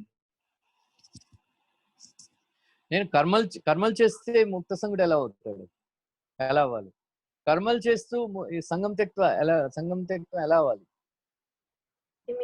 గత సంగస్య ముక్తస్య. మీరు ఇందాక చెప్పినట్టు ప్రభుజీ, మన కర్మలన్నీ భగవంతుని కోసం చేస్తే అప్పుడు అది త్రిగుణాలకు అతీతంగా అవుతుంది. Very good, very good. మీరెవరు? శ్రీరూప ప్రభుజీ, శ్రీరూప కమలాదేవి దాస్, చిదానంద ప్రభు వైఫ్. ఓ వెరీ నైస్, మీరు వింటున్నారు అనమాట బాగా శ్రద్ధగా. ఇది చాలా ఇంపార్టెంట్ అండి. ఈ రెండు విడిచిపెట్టాలి. ఒకటి ఏమిటంటే అహమత్వం, రెండు భోక్తృత్వం. నేను ఈ పని చేస్తున్నానని అహంకారం విడిచిపెట్టాలి. ఈ కర్మల ఫలాల్ని నేను పొందాలి అనే భోక్తృత్వం, ఈ భోగ లాలస, ఫలాపేక్ష విడిచిపెడితే మనం సంఘం త్యక్వ అయిపోతాం. గత సంగస్య ముక్తస్య. అర్థమైందా? అందువల్ల మీకు అందరికి తెలిసి ఉంటుంది ఈ శ్లోకం. 11వ స్కందం భాగవతంలో కాయన వాచ మనసేంద్రియ బుద్ధ్యాత్మనావ ప్రకృతి స్వభావాత్. యూనో ఈ శ్లోకం ఉంది కదా 11వ స్కందం 2వ అధ్యాయంలో ఈ శ్లోకం నిమి మహారాజ్ కి వాళ్ళు విఫలైన వాళ్ళందరూ చెప్తుంటారు అనమాట, నవయోగేంద్రస్. సో అప్పుడు మనం ఎప్పుడు కూడా ఈ కృష్ణార్పణ బాగా ఇది అర్థం చేసుకోండి, బాగా వినండి ఈ శ్లోకాన్ని చెప్పేది. మనం ఎప్పుడు కూడా మన కర్మలన్నిటినీ కూడా కృష్ణార్పణం అని కృష్ణుడికి అర్పించేయాలన్నమాట. ప్రతిరోజు రాత్రి పడుకునే ముందు ఒకసారి మనం చేసిన కర్మలన్నీ కూడా ఒకసారి జ్ఞాపకం చేసుకుని ఆ కర్మలన్నిటినీ కూడా కృష్ణుడికి అర్పించేసేయాలి. పని చేస్తున్నప్పుడు కూడా కృష్ణార్పణం ఈ కృష్ణార్పణ బుద్ధితో మనం కర్మలన్నీ చేయాలి. ఆ కృష్ణార్పణ బుద్ధితో కర్మలన్నీ చేస్తే మనకి సపోజ్ మీకు కర్మఫలాసక్తి ఉన్నది, పెద్ద ఇంకా ఇమీడియట్ గా మీరు శుద్ధ భక్తులు అవ్వాలని కష్టం కదా. కానీ ఫలాపేక్ష ఉంది, కర్మలు చేయాలి, ఫలాపేక్ష ఉంది, నాకు కర్మలు చేయాలి, ఫలాన్ని అనుభవించాలని కోరిక ఉన్నది. కానీ ఫలాపేక్ష ఉంటే మన కర్మబంధనంలో చిక్కుకొని మళ్ళీ జన్మెత్తచ్చు. అటువంటి పరిస్థితుల్లో నీకు ఫలాపేక్ష ఉంటే పర్వాలేదు, నువ్వు ఈ ప్రపంచంలో ఎంజాయ్ చేయాలి అనుకుంటే పర్వాలేదు. కానీ ఈ ఒక్క సూత్రాన్ని అవలంబించి పనులు చేస్తే ఈ ప్రపంచంలో మనం అనుభవించవచ్చు, తర్వాత జన్మలో జన్మ ఎత్త కూడా మనం జాగ్రత్త పడవచ్చు. ఏంటంటే కృష్ణార్పణం అంటే మన ఫలాలన్నిటి కూడా కృష్ణుడికి అర్పించేయాలి. కానీ కృష్ణుడు నమే కర్మఫలే నమాం కర్మాణి లింపంతి నమే కర్మఫలే స్పృహ. కృష్ణుడు కూడా ఈ గుణాతీతుడు, భావాతీతుడు కదా, ఈ ప్రపంచానికి అతీతుడు కదా. అటువంటి కృష్ణుడికి కూడా ఫలాన్ని అక్కర్లేదు, కృష్ణుడికి ఫలం అక్కర్లేదు. కృష్ణుడు ఏం చేస్తాడు, నీకు అక్కర్లేదు కృష్ణుడికి ఇచ్చేస్తాడు, కృష్ణుడికి అక్కర్లేదు విడిచిపెట్టేస్తాడు. ఆ అగ్నిలో ఆ ఫలాన్ని వేసేస్తే ఆ భస్మం అయిపోతుంది అనమాట ఆ ఫల. అప్పుడు ఏం చేస్తాడు అంటే కృష్ణుడు ఏం చేస్తాడు, మీకు కోరిక ఉన్నది అనుకోండి, ఆ ఎంతవరకు మీకు సులభంగా బాగా ఎంజాయ్ చేయొచ్చు ఆ ఫలాన్ని కృష్ణుడు మనకి ఇస్తాడు. కానీ విశ్వనాథ్ ఠాకూర్ చెప్తారు, మనం కృష్ణుడు మనకి అలా ఏ రకంగా ఫలాన్ని ఇస్తాడంటే, మనం ఆ ఫలాన్ని ఎంజాయ్ చేసిన తర్వాత కూడా ఆ సీడ్ మీన్స్ మళ్ళీ ఆ పునర్జన్మ ఉండదు అన్నమాట. ఎందుకంటే కాలిపోయినటువంటి బీజాలు మొక్కలు వాటి నుంచి మొదలు అలాగే కృష్ణుడు మనకి ఫలాన్ని ఇస్తే, మనకి ఎంజాయ్మెంట్ ఇస్తే, ఎంజాయ్మెంట్ తర్వాత కూడా ఆ కర్మబంధనం ఉండదు అన్నమాట. సో ఒక ఆవిడకి చాలా అలవాటు అనమాట, ప్రతిదానికి కృష్ణార్పణమస్తు ప్రతిదీ. కానీ ఒక్క విషయం భక్తి సిద్ధాంత ఠాకూర్ పర్పోర్ట్లో రాస్తారు, మన పాపకర్మల్ని కృష్ణుడికి అర్పించకూడదు. మంచి కర్మలే, పాపకర్మలు చేస్తే మనం కృష్ణార్పణ వస్తు అనకూడదు అన్నమాట. సో కృష్ణార్పణ వస్తు అంటూ ఉండేది అనమాట. అప్పుడు కృష్ణుడు బాగా ప్రసన్నుడయ్యి అతని వైకుంఠానికి తీసుకెళ్ళడానికి విమానం పంపిస్తాడు అనమాట. విమానం పంపిస్తే ఆవిడ విమానాన్ని చూసిన తర్వాత కూడా కృష్ణార్పణమస్తు అనేస్తుంది. అప్పుడు కృష్ణుడు స్వయంగా వచ్చి తీసుకెళ్లాల్సి వస్తుంది, ఎందుకంటే ఆ విమానాన్ని కూడా కృష్ణుడికి అర్పించేస్తుంది. అలాగా ఈ ప్రపంచంలో కర్మబంధం నుంచి ఎలాగా కర్మబంధంలో చిక్కుకోకుండా ఎలాగ కర్మలు చేయాలో కృష్ణుడు ఇక్కడ చెప్తున్నాడు. గత సంగస్య ముఖ్యస్య జ్ఞానావిచేత సహా అదే అన్నమాట. ఈ శ్లోకం అర్థమైతే చాలా ఇబ్బంది లేకుండా ఈ ప్రపంచంలో కర్మలు చేసుకోవచ్చు అన్నమాట. ఇప్పుడు కృష్ణుడు యజ్ఞం గురించి చెప్తున్నాడు అనమాట. ఇప్పుడు ఇంతవరకు దివ్య జ్ఞానం, దివ్య కర్మం, దివ్య కర్మాల గురించి చెప్పాడు అనమాట. ఇప్పుడు యజ్ఞాల గురించి చెప్తున్నాడు అనమాట. రైట్. బ్రహ్మార్పణం బ్రహ్మహవి బ్రహ్మాగ్నో బ్రహ్మణాహుతం బ్రహ్మైవ తేన గంతవ్యం బ్రహ్మకర్మ సమాధిన. అర్పణం ఏదేదో హవిషు అగ్ని హోత,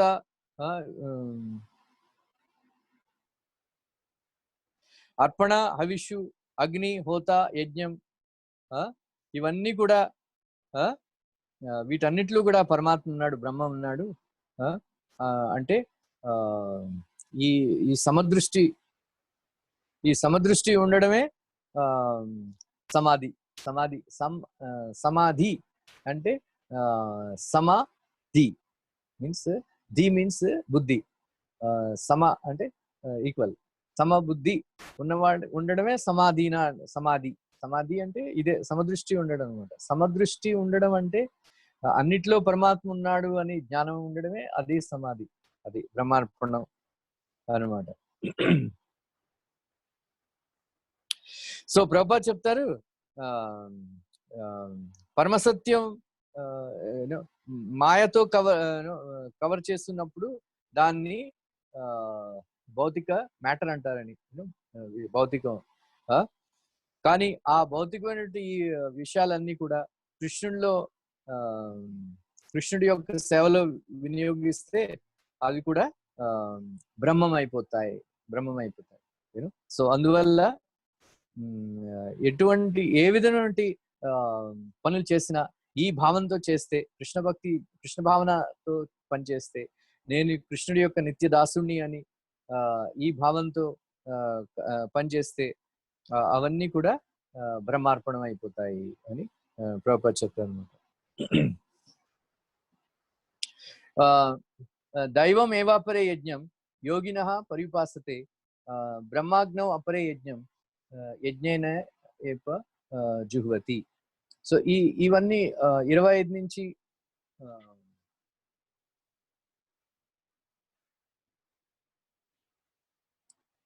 33 దాకా ఈ రకరకాలైనటువంటి యజ్ఞాలు ఏమిటో చెప్తారనమాట. సో కృష్ణుడు 2 చోట్ల భాగవతంలో 2 చోట్ల ఈ యజ్ఞాన్ని నిరసిస్తారు. ఒకసారి ఏంటంటే ఇంద్ర పూజ చేసినప్పుడు కృష్ణుడు ఒక నాస్తికవాదిలాగా మాట్లాడతాడు అతను, ఈ యజ్ఞాలు ఎందుకు అదే అని. సో మరోసారి ఈ బ్రాహ్మణులు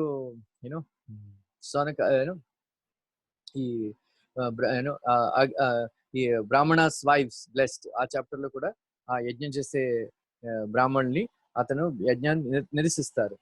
ఎందుకంటే 2 కారణాలు ఈ యజ్ఞాన్ని ఆపడానికి. ఎందుకంటే ఒకటి, ఈ ఇంద్ర పూజ ఎందుకంటే ఆపాడు అంటే ఇంద్రుడి యొక్క గర్వాన్ని అణచడానికి అది. మరొకటి ఏంటంటే పరమాత్మని తెలుసుకుని యజ్ఞం చేయాలి అని. అంటే అతను వ్రజవాసులకు చెప్తున్నాడు అనమాట, కృష్ణ పరమాత్మ ఎదురుగుండా పెట్టుకుని మరొకరిని ఎందుకు పూజ చేస్తున్నావు అని. అది ఆ యజ్ఞక బ్రాహ్మణులతో కూడా అదే చెప్తాడు అనమాట. కృష్ణుడు యజ్ఞభోక్త.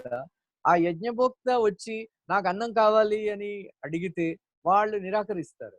మరి అటువంటి యజ్ఞం చేసి ఏం లాభం?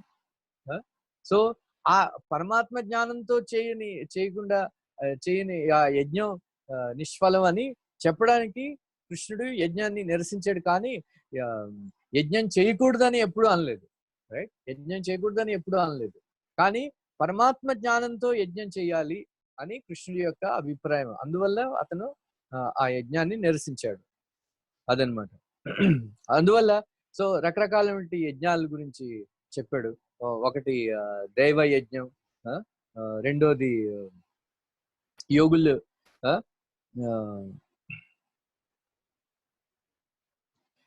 రెండోది యోగిన పర్యుపాసతే బ్రహ్మాగ్నో అపరే యజ్ఞం. కొంతమంది ఈ నిరాకార బ్రహ్మంలో వాళ్ళకి అర్పిస్తారు, అదే ఒకటి. అలాగా వాళ్ళ ఇంద్రియాలని ఈ బ్రహ్మచారులు వాళ్ళందరూ ఇంద్రియాలని కంట్రోల్ చేసి అదొక యజ్ఞం.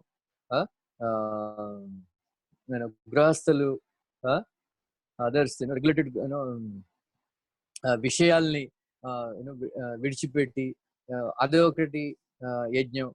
అలాగా సర్వేంద్రియాణి కర్మాణి, అందరూ కొంతమంది ఇంద్రియాల్ని కంట్రోల్ చేసి మనసుని కంట్రోల్ చేసి అవన్నీ కూడా అర్పణ చేయడం. కొంతమంది ప్రాణాయామ చేసి ప్రాణవాయువుని అర్పించడం, కంట్రోల్ చేయడం ఒకటి. ద్రవ్య యజ్ఞం అంటే దానాలు చేయడం, ధర్మశాలలు నిర్మించడం, హాస్పిటల్ నిర్మించడం, పేదలకి నిరుపేదలకి భోజనం పెట్టడం, ఇవన్నీ కూడా ద్రవ్య యజ్ఞాలు అనమాట. తపో యజ్ఞ.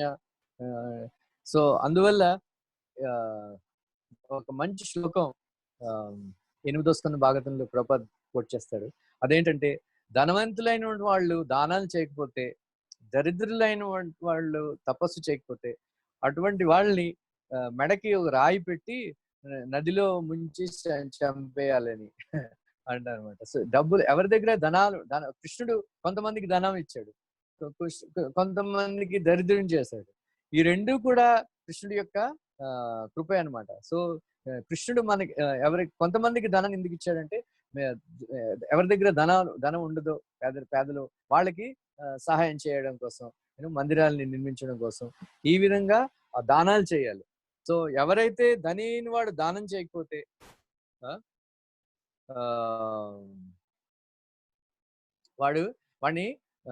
వాడికి మెడకి రాయి కట్టేసి నదిలో ముంచాలి. తర్వాత దరిద్రుడైన వాడికి అంత సమయమే, ఎవరు వాళ్ళ దగ్గరికి వెళ్ళి ఎవరు కలియడానికి కానీ వెళ్ళరు, ఎవరు భోజనానికి పిలవరు, ఇక్కడికి వెళ్ళలేదు అక్కడ ఇవన్నీ రోజంతా టైమే. సో వాళ్ళందరూ దరిద్రులైన వాళ్ళు తపస్సు చేయాలి, ధనవంతులైన వాళ్ళు దానం చేయాలి, లేకపోతే వాళ్ళ జీవితం వేస్ట్ అనమాట. అదే అనమాట. సో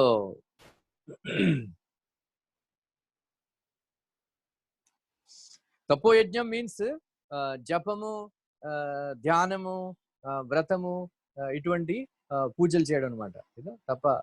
తప ఆలోచన అదొకటి, ధ్యానం చేయడం, జపం చేయడం, ధ్యానం చేయడం. అందుకే కృష్ణుడు అంటాడు,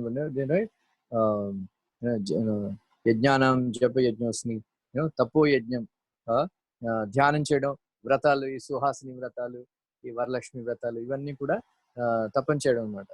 సో యోగం మీన్స్ యోగం అంటే చిత్తవృత్తి నిరోధనం, రైట్? చిత్తవృత్తి నిరోధన చేయడం. యోగ యజ్ఞ మీన్స్ అష్టాంగ యోగ చేయడం అనమాట, రైట్? స్వాధ్యాయ అంటే ప్రతిరోజు భాగవతం భగవద్గీత చదవాలి అనమాట, అది స్వాధ్యాయ, రైట్? స్వాధ్యాయ యజ్ఞ అంటారు అనమాట. ఆమ్నాయ వీటి వేదాల్ని ఆమ్నాయం అంటారు. ఆమ్నాయం అంటే నిరంతర అభ్యాసం, రైట్? నిరంతర పఠనం. సో ప్రతిరోజు చదవడం అదనమాట. సో వేద జ్ఞానం అంటే ప్రత్యక్ష ప్రమాణం, అనుమాన ప్రమాణంతో తెలియబడేది వేద జ్ఞానం అంట. సో ఇక్కడ జ్ఞానయజ్ఞం మీన్స్ స్వాధ్యాయం చేసుకున్నది మననం చేయడం జ్ఞానయజ్ఞం అని ఒక ఆచార్యుడు అంటాడు. స్వాధ్యాయ జ్ఞానయజ్ఞ కొంతమంది ఒకే వర్డ్ గా యూజ్ చేస్తారు, కొంతమంది స్వాధ్యాయ యజ్ఞం జ్ఞానయజ్ఞం. సో స్వాధ్యాయ యజ్ఞం అంటే నిరంతర పఠనం అనమాట, నిరంతరం చదువుకోవడం. సో జ్ఞానయజ్ఞం అంటే చదివిన దాన్ని మననం చేయడం చాలా ఇంపార్టెంట్, లేకపోతే మర్చిపోతాం. సో నేను ఇచ్చిన లెక్చర్ అంతా మళ్ళీ ఒకసారి మననం చేసుకుంటే అది జ్ఞానయజ్ఞం అనమాట. సో లెక్చర్ వినడం స్వాధ్యాయ యజ్ఞం అలాగా.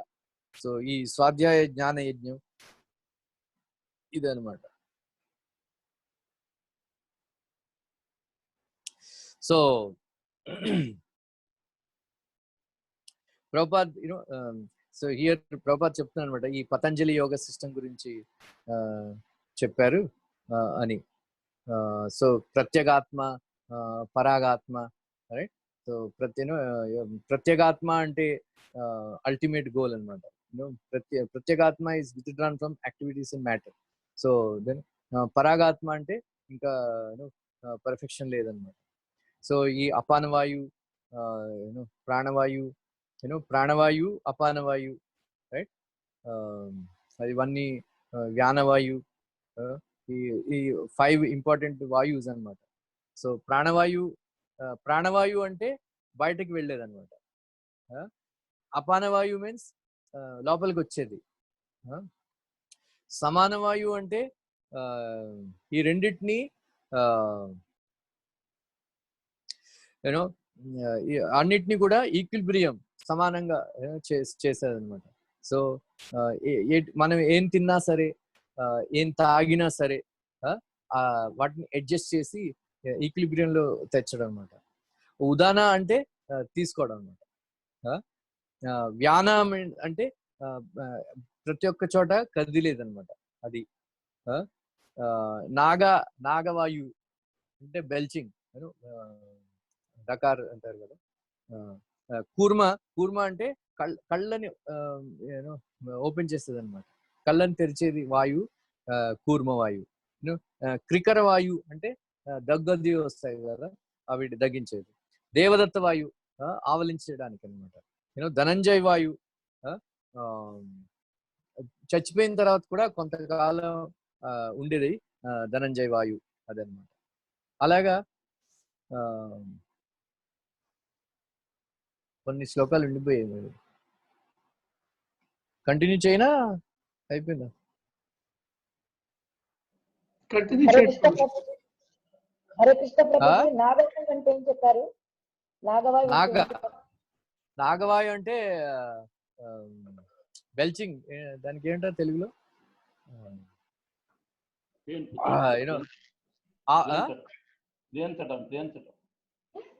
తేల్చడం. అన్నం తర్వాత అది మనకి కృష్ణుడి యొక్క ఆశీర్వాదం అండి.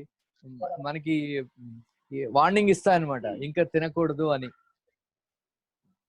రైట్, డకార్ వస్తుంది కదా, దాన్ని తినకూడదు, ఇంకా ఆపేయి అని మనకి వార్నింగ్ ఇస్తుంది అనమాట.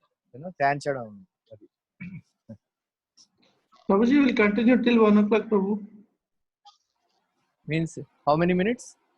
ఇప్పుడు టైం 12:40, ఇంకా 15 minutes ఉంది Prabhuji. Okay, I'll finish it. Hare Krishna. Break అయింది, వినపడలేదు ప్రభుజీ, మళ్ళీ రిపీట్ చేయండి. బ్రేక్ అయింది. తేన్పులు ఉంటారు కదా, తేన్పులు. మనం అన్నం తింటూ ఉంటాం కదా. అన్నం తిన్నప్పుడు తేన్పులు వస్తాయి కదా. ఆ నాగవాయు వల్ల తేన్పులు వస్తాయి అనమాట. అంటే మనకి వార్నింగ్ అనమాట, ఇంకా తినకు అని. ఈ శరీరానికి ఇంకా తినకు అని వార్నింగ్ అనమాట.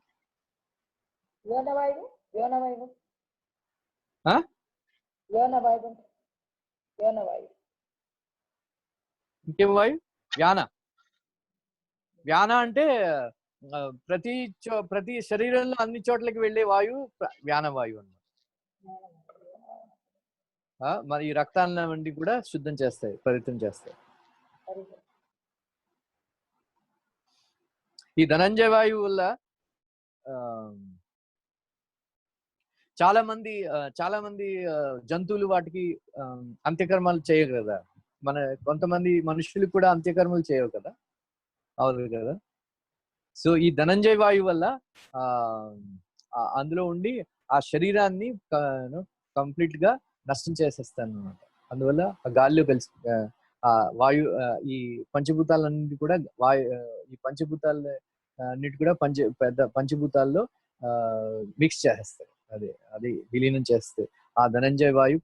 అందువల్ల చచ్చిపోయిన తర్వాత కూడా ఆ ధనంజయ వాయువు ఆ శరీరంలో ఉండి ఆ శరీరాన్ని కంప్లీట్ గా ఫినిష్ చేసి వెళ్ళిపోతుంది. ఈ 10 రకాలైనటువంటి వాయువుల్ని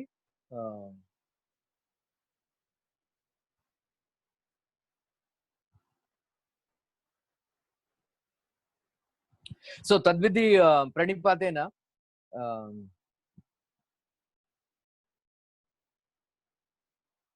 పరిప్రశ్నేన సేవయ ఉపదేశంతి తే జ్ఞానం జ్ఞానినస్ తత్వదర్శిభిః. సో ఇది చాలా ఇంపార్టెంట్ శ్లోకం అన్నమాట. సో మనం ఒకసారి మదన్ మోహన్ మాలవీయ అని భక్తి సిద్ధాంత సరస్వతి ఠాకూర్కి పెద్ద స్వాతంత్ర వీరుడు అనమాట. అతను అలహాబాద్ లో యూనివర్సిటీ కూడా ఎస్టాబ్లిష్ చేశాడు, విద్వాంసుడు. అతనికి భక్తి సిద్ధాంత సరస్వతి ఠాకూర్కి వెళ్ళి ఏదో డౌట్ ఉన్నది అని అడుగుతాడు అనమాట. నాకు ఏదో సమస్య సంశయం ఉన్నది అని అంటే అతను భక్తి సిద్ధాంత సరస్వతి ఠాకూర్ చెప్పారనమాట. పూజారి ఆశ్రమంలో పూజారి రూమ్ లో ఒక అతను సేవ చేస్తున్నాడు, అతను వెళ్ళి అడిగాని అంటే అతను అప్పుడు అంట్లు తోముతున్నాడు అనమాట. అంట్లు తోముతుంటే అతను మదన్ మోహన్ మాలవీయతో కూడా చెప్పాడు అనమాట, మీరు సహాయం చేయండి, మీరు కూడా అంట్లు తోమండి అని. అంటే అప్పుడు అతను మదన్ మోహన్ మాలవీయ అంట్లు తోముతాడు. అప్పుడు ఆ పని అంతా చేసుకుని ఆ తర్వాత అడుగుతాడు, ఇప్పుడు మీ సంశయం ఏమిటి అంటే నా సంశయం తీరిపోయింది అని. అలాగా తద్విధి ప్రణిపాతేన, ప్రణిపాత అంటే కంప్లీట్ సరెండర్, పరిప్రశ్నేన చాలా నమ్రతతో ప్రశ్నలు అడగాలన్నమాట. పరిప్రశ్నేన సేవయ ఉపదేశంతి తే జ్ఞానం. సో అటువంటి వాళ్ళు జ్ఞానాన్ని ఇస్తారు. ఎందుకంటే తత్వదర్శిభిః. తత్వదర్శి మీన్స్ పరమ సత్యాన్ని చూశారు కాబట్టి. సో ఇది చాలా ఇంపార్టెంట్. మనం ఎవరినైతే గురువు గారిని ఎంచుకుంటామో మొదట మనకి తెలియాలి అతని క్వాలిఫికేషన్ ఏమిటి అంటే తస్మాత్ గురుం ప్రపద్యేత జిజ్ఞాసు శ్రేయ ఉత్తమం శబ్దే పారే నిష్ణాతం బ్రహ్మణి ఉపశమాశ్రయం. సో ఇవన్నీ కూడా గురువు గారి యొక్క క్వాలిఫికేషన్స్. శబ్దే మీన్స్ విశ్వనాథ్ చక్ర ఠాకూర్ భక్తి సిద్ధాంత ఠాకూర్ రాస్తారనమాట. ఏంటంటే రామాయణం, మహాభారతం, శ్రీమద్ భాగవతం, భగవద్గీత, చైతన్య చరితామృత, ఈశోపనిషత్తు వీటన్నిటి కూడా మంచి పట్టుండి శిష్యుడు ఏమైనా డౌట్ అడిగితే వెంటనే క్లియర్ చేయగలిగే జ్ఞానం ఉండాలి అని అతను అనమాట. నిష్ణాతం శబ్దే పారే నిష్ణాతం బ్రహ్మణి ఉపశమాశ్రయం. అదొకటి.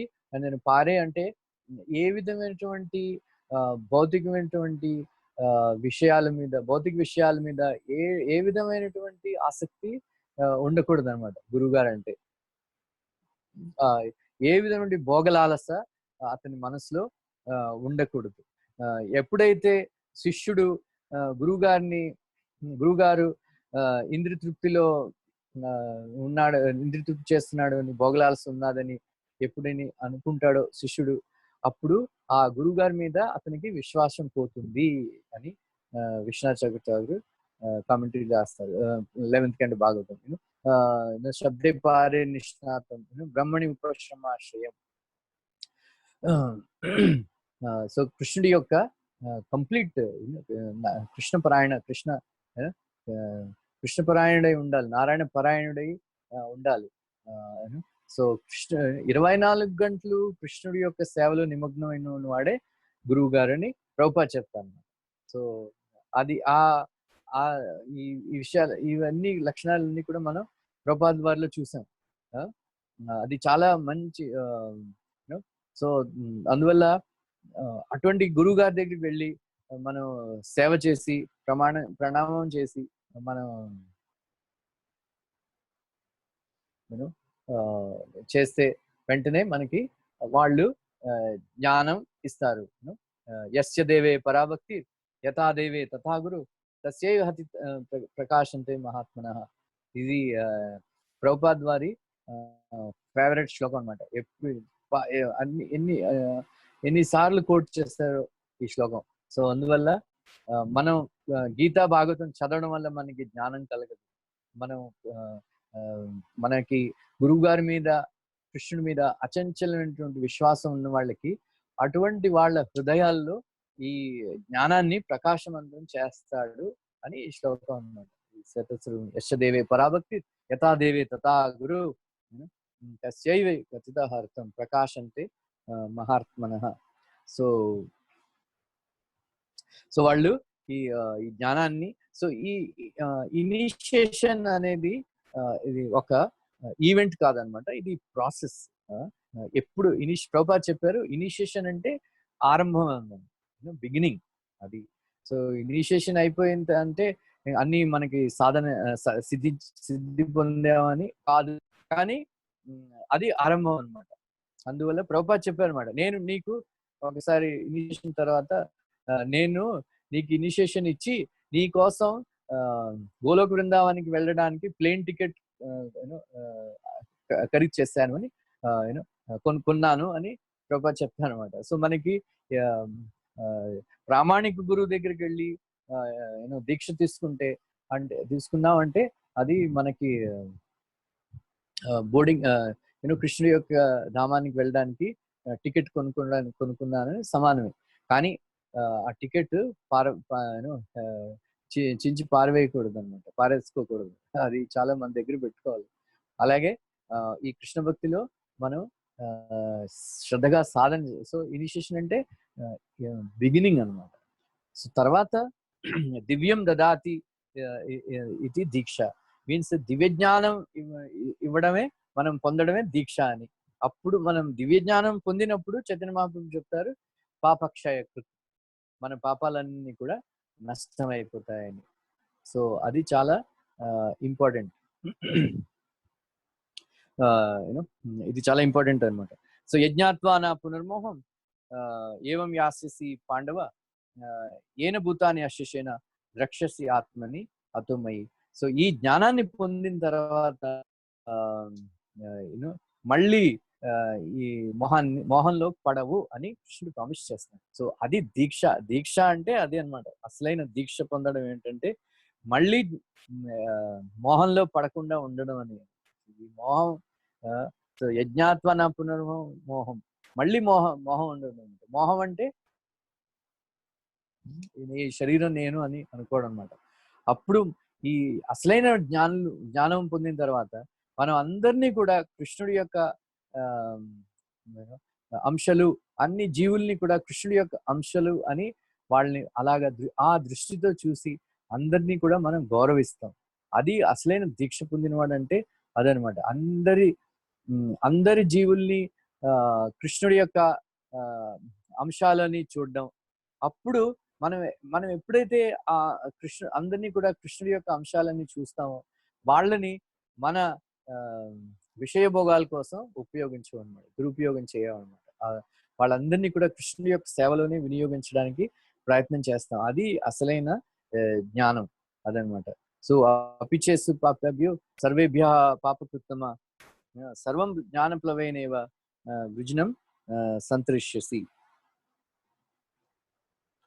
సో ఎటువంటి పాపవంతుడైనా సరే, ఎన్ని పాపాలు చేసినా సరే అప్పి ఈ జ్ఞానాన్ని మన విశ్వనాథ్ చెప్తాను అనమాట, ఈ పొగుడుతున్నాను అనమాట. ఈ వైభవం, ఈ జ్ఞాన వైభవం ఏంటంటే పాపభ్య మీన్స్ పాపాత్ముల్లో పాపుడైనా సరే కూడా ఈ జ్ఞానాన్ని మనం స్వీకరిస్తే చాలా సులభంగా ఈ సంసార చక్రాన్ని, సంసార సముద్రాన్ని చాలా ఈజీగా క్రాస్ చేసుకుంటాం. సో సో ఎవరైనా అనుకుంటారు పాపం చేసిన వాళ్ళకి జ్ఞానం ఎలా పొందుతారని అంటే ఇదే ఈ జ్ఞానం యొక్క గొప్పతనం ఇదే అని విశ్వనాథ్ చెప్తారనమాట. అదనమాట. సో అటువంటి జ్ఞానం మనం పొందినప్పుడు యథేదాంశి సమిద్దోగ్ని భస్మసాత్ కురుతే అర్జున జ్ఞానాగ్ని సర్వకర్మాణి భస్మసాత్ కురుతే తథా. అగ్ని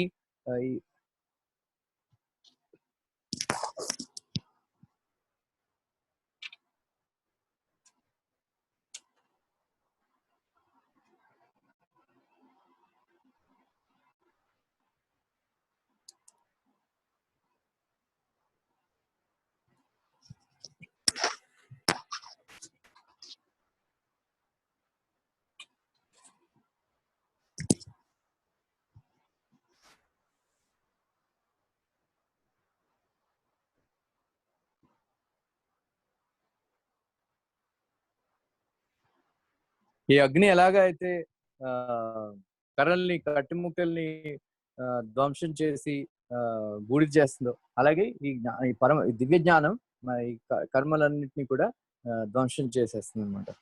అప్పుడు ఇది చాలా శ్రద్ధావాన్ లభతే జ్ఞానం తత్పరః సంయతేంద్రియః, రైట్, జ్ఞానం లబ్ధ్వా పరాం శాంతి అచిరేణాది గచ్చతి. ఈ కృష్ణ భక్తిలో మోస్ట్ ఇంపార్టెంట్ ఏంటంటే శ్రద్ధ. అందువల్ల శివశ్నుడు అంటారు ఇది ఒక అష్టాక్షరి మంత్రంగా ఉపయోగించాలని, శ్రద్ధావాన్ లభతే జ్ఞానం. సో ఈ శ్రద్ధ లేకుండా మనకి ఏ జ్ఞానం ఉండదని. అప్పుడు సో ఇది చాలా ఇంపార్టెంట్ శ్లోకం. నెక్స్ట్, అశ్రద్ధదానస్య సంశయాత్మ వినశ్యతి నాయం లోకోస్తి నా పరో నా సుఖం సంశయాత్మనః. అతను కృష్ణుడు చెప్తున్నాడు, అజ్ఞ, అశ్రద్ధదాన అండ్ సంశయాత్మ, 3 రకాల వాళ్ళు అనమాట.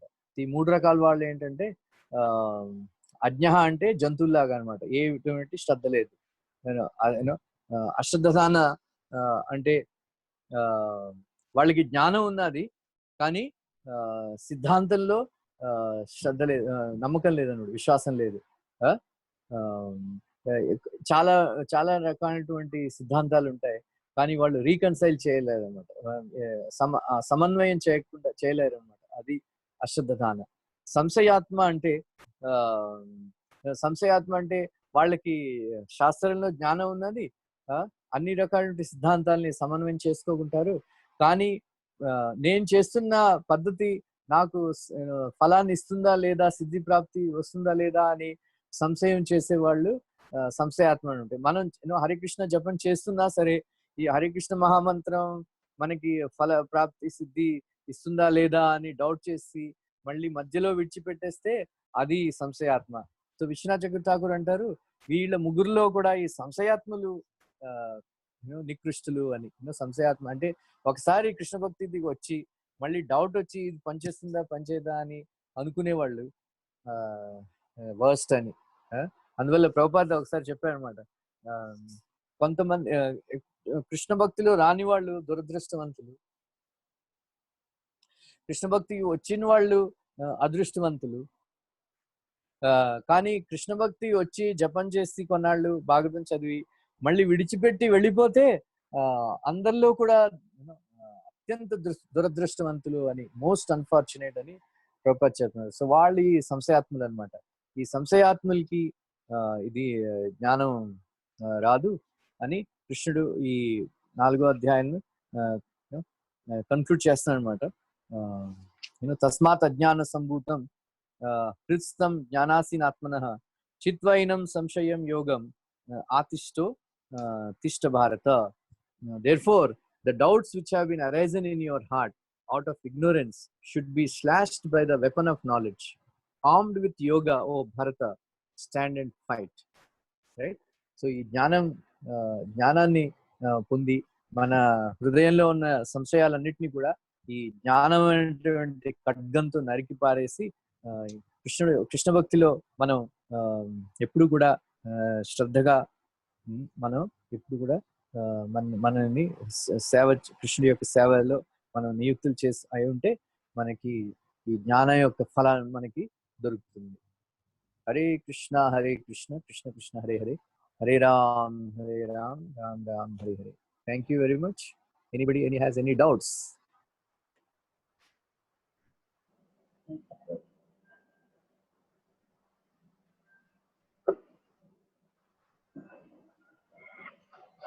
హరే కృష్ణ ప్రభు.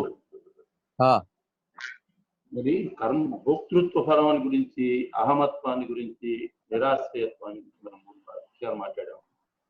ఇదంతా కూడా దానికి సంబంధించింది. ఈ నిరాశ్రయత్వం జీవధారి, మరి జీవాత్మ దేహం ధరించుకుంటాడు, పంచభౌతిక ఉంటాడు కాబట్టి ఇది భౌతికంగా శరీరం ధారించాడు, శరీరాన్ని ఆశ్రయించున్నాడు. తర్వాత భగవంతుని ఆధ్యాత్మిక చేసినప్పుడు భగవంతుని ఆశ్రయించి ఉంటారు కదా, అక్కడ నిరాశ్రయత్వం భౌతిక నిరాశ్రయత్వమా లేక ఆధ్యాత్మిక నిరాశ్రయం? భౌతిక నిరాశ్రయం అంటే ఎటువంటి కర్మల్ని మన ఈ శరీరం ఎంజాయ్ చేయాలి, ఈ భోగాల్ని భోగించాలి అని పని చేయడం అది కర్మఫలాపేక్ష. ఆ శరీరాన్ని సంబంధించి ఇంద్రియ తృప్తి చేయాలి అని ఆ కోరిక విడిచిపెట్టడమే నిరాశ్రయం అన్నమాట. అందువల్ల ఎటువంటి కర్మల్ని ఆశ్రయించడు. ఏ కర్మలు దేహాది వాళ్ళు దేహాన్ని పోషించడానికి ఏ కర్మలు అవసరమో వాటిని సహజ కర్మలు అంటారు. జడభారతుడు ఏ పని చేసినా సరే అది సహజ కర్మ అన్నమాట. అతనికి ఎటువంటి కంప్లీట్ నిరాశ్రయుడు, నిత్యతృప్తుడు, నిరాశ్రయుడు. అందువల్ల ఏ పని చేసినా సరే అతనికి కర్మ అంటది అన్నమాట. ఎప్పుడైతే మనం కర్మఫలాపేక్ష పెట్టుకుని ఈ ఇంద్రియ భోగాల్ని అనుభవించాలని కోరికతో మనం చేస్తామో అప్పుడు మనం ఎప్పుడు కూడా అసంతృప్తిగా ఉంటాం. అదే అందువల్ల ఈ రెండు చాలా ఇంపార్టెంట్. నేను చేస్తున్నానని అహంకారాన్ని విడిచిపెట్టడం, కర్మఫలాపేక్ష భోక్తృత్వం, ఈ రెండు విడిచిపెట్టి నేను నిత్యకృష్ణ దాసుణ్ణి అని ఈ భావంతో ఈ పని చేయడమే అది అసలైన జ్ఞానం. అప్పుడు ఈ ఎటువంటి కర్మల్ని కూడా మనం మన బంధంలో చిక్కుకో అన్నమాట. హరే కృష్ణ. హరే కృష్ణ ప్రభుజీ, ఎలా ఉన్నారు? ఆరోగ్యం బాగుందండి? బాగుంది. నయమైందండి ఇప్పుడు.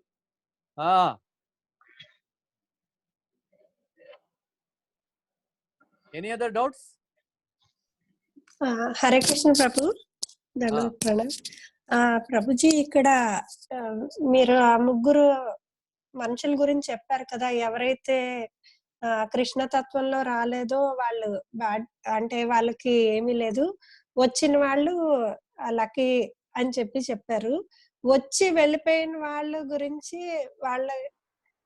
గురించి కూడా చెప్పారు కదా. బట్ కృష్ణ భగవద్గీతలో చెప్తారు కదా, నన్ను వదిలేసి వెళ్ళినా నేను మిమ్మల్ని వదలను అని చెప్తారు కదా. మరి దానికి దీనికి ఏంటండి?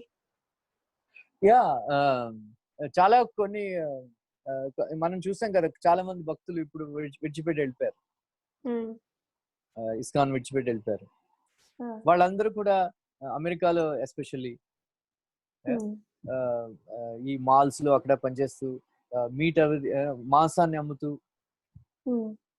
పెట్రోల్ అవి పోస్తూ చాలా అటువంటి నికృష్ట కర్మలు చేస్తూ బ్రతుకుతున్నారు. కానీ మన ఇస్కాన్ లో భక్తులు ఉన్నారు కదా, ఎంతో ఉత్తమమైనటువంటి కర్మలు చేస్తున్నారు కదా. మనం ఎంతో మహాప్రసాదం తినడం, కృష్ణుడి యొక్క పూజలు చేసుకోవడం, కృష్ణుడి యొక్క ధ్యానం చేయడం, ఇవన్నీ కూడా దివ్య కర్మలు కదా. ఇటువంటి ఆనందాన్ని విడిచిపెట్టి అటువంటి పనులు చేయడం వల్ల అది ప్రభుపాద చెప్తున్నారు, అది చాలా దురదృష్టం అని. కొన్నాళ్ళ తర్వాత మళ్ళీ వాళ్ళు వచ్చేస్తారు అనుకోండి, కానీ ఇన్నేళ్ళు వేస్ట్ అయిపోయాయి కదా.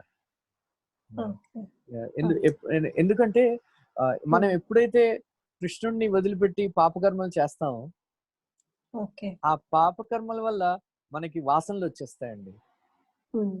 ఆ వాసనలు వచ్చేయడం వల్ల ఆ కామబీజం అంటారు కృష్ణాజట, ఆ కామబీజం మళ్ళీ మన హృదయంలోకి వచ్చేస్తుంది, భక్తి బీజం వెళ్ళిపోయి. అందువల్ల కొన్ని జన్మలు మనకి నష్టమైపోయి కృష్ణ ప్రేమతో దూరం అయిపోతాం.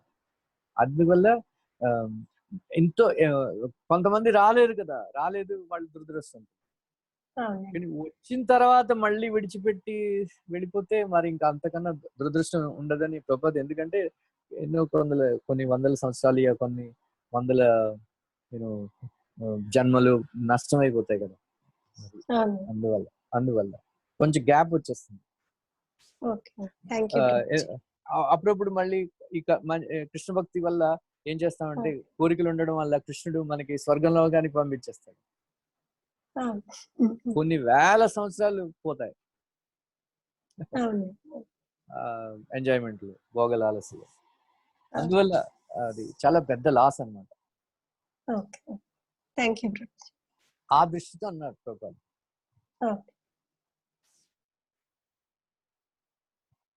హరే కృష్ణ ప్రభు. హరే కృష్ణ ప్రభుజీ.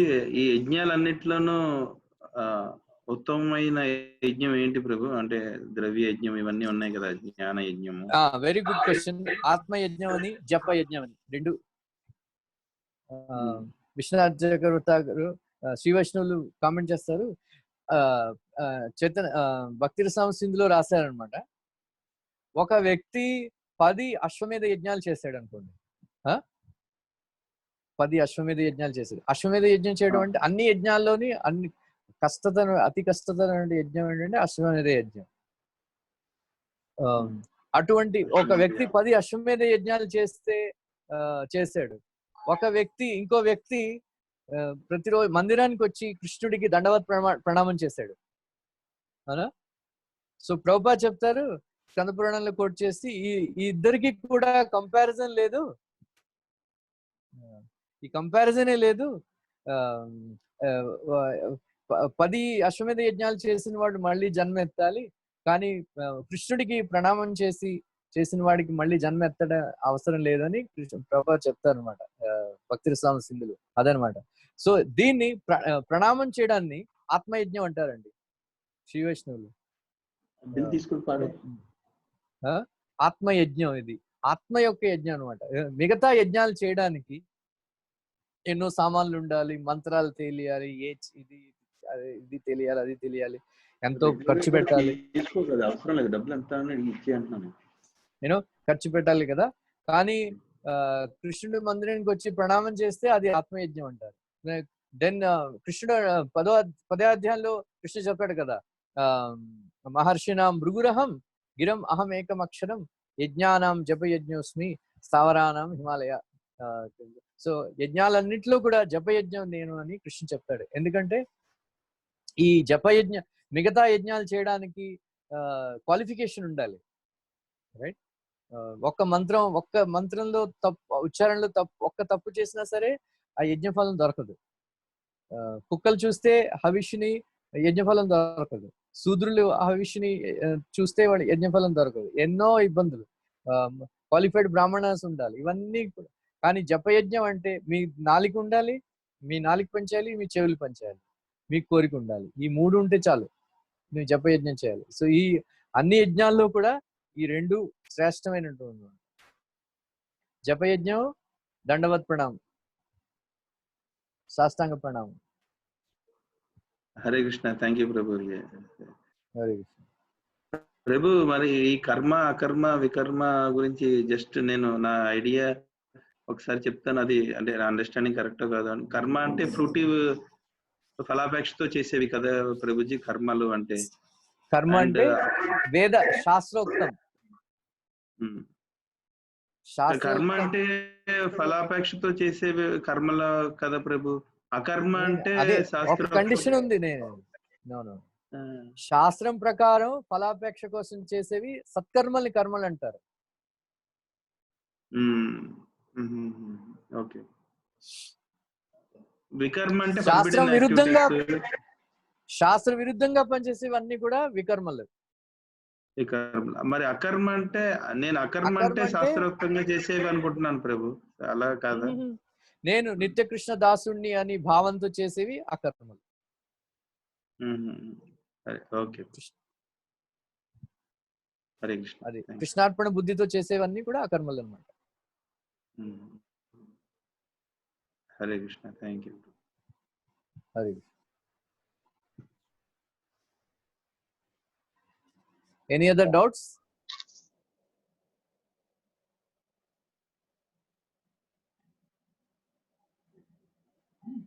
హరే కృష్ణ ప్రభు. హరే కృష్ణ. హరే కృష్ణ. హరే కృష్ణ ప్రభు. మరి మన సనాతన ప్రభు వాళ్ళ వదిన గారు రజనీ మాతాజీ, ఆవిడ మన యాక్సిడెంట్ లో పోయారు. మీ టెంపుల్లో పూజలు చేసుకుంటే అర్చన సమయంలో ఆమెకి ఆత్మశాంతి కోసం ఉన్నప్పుడు ప్రార్థన చేయగలరా?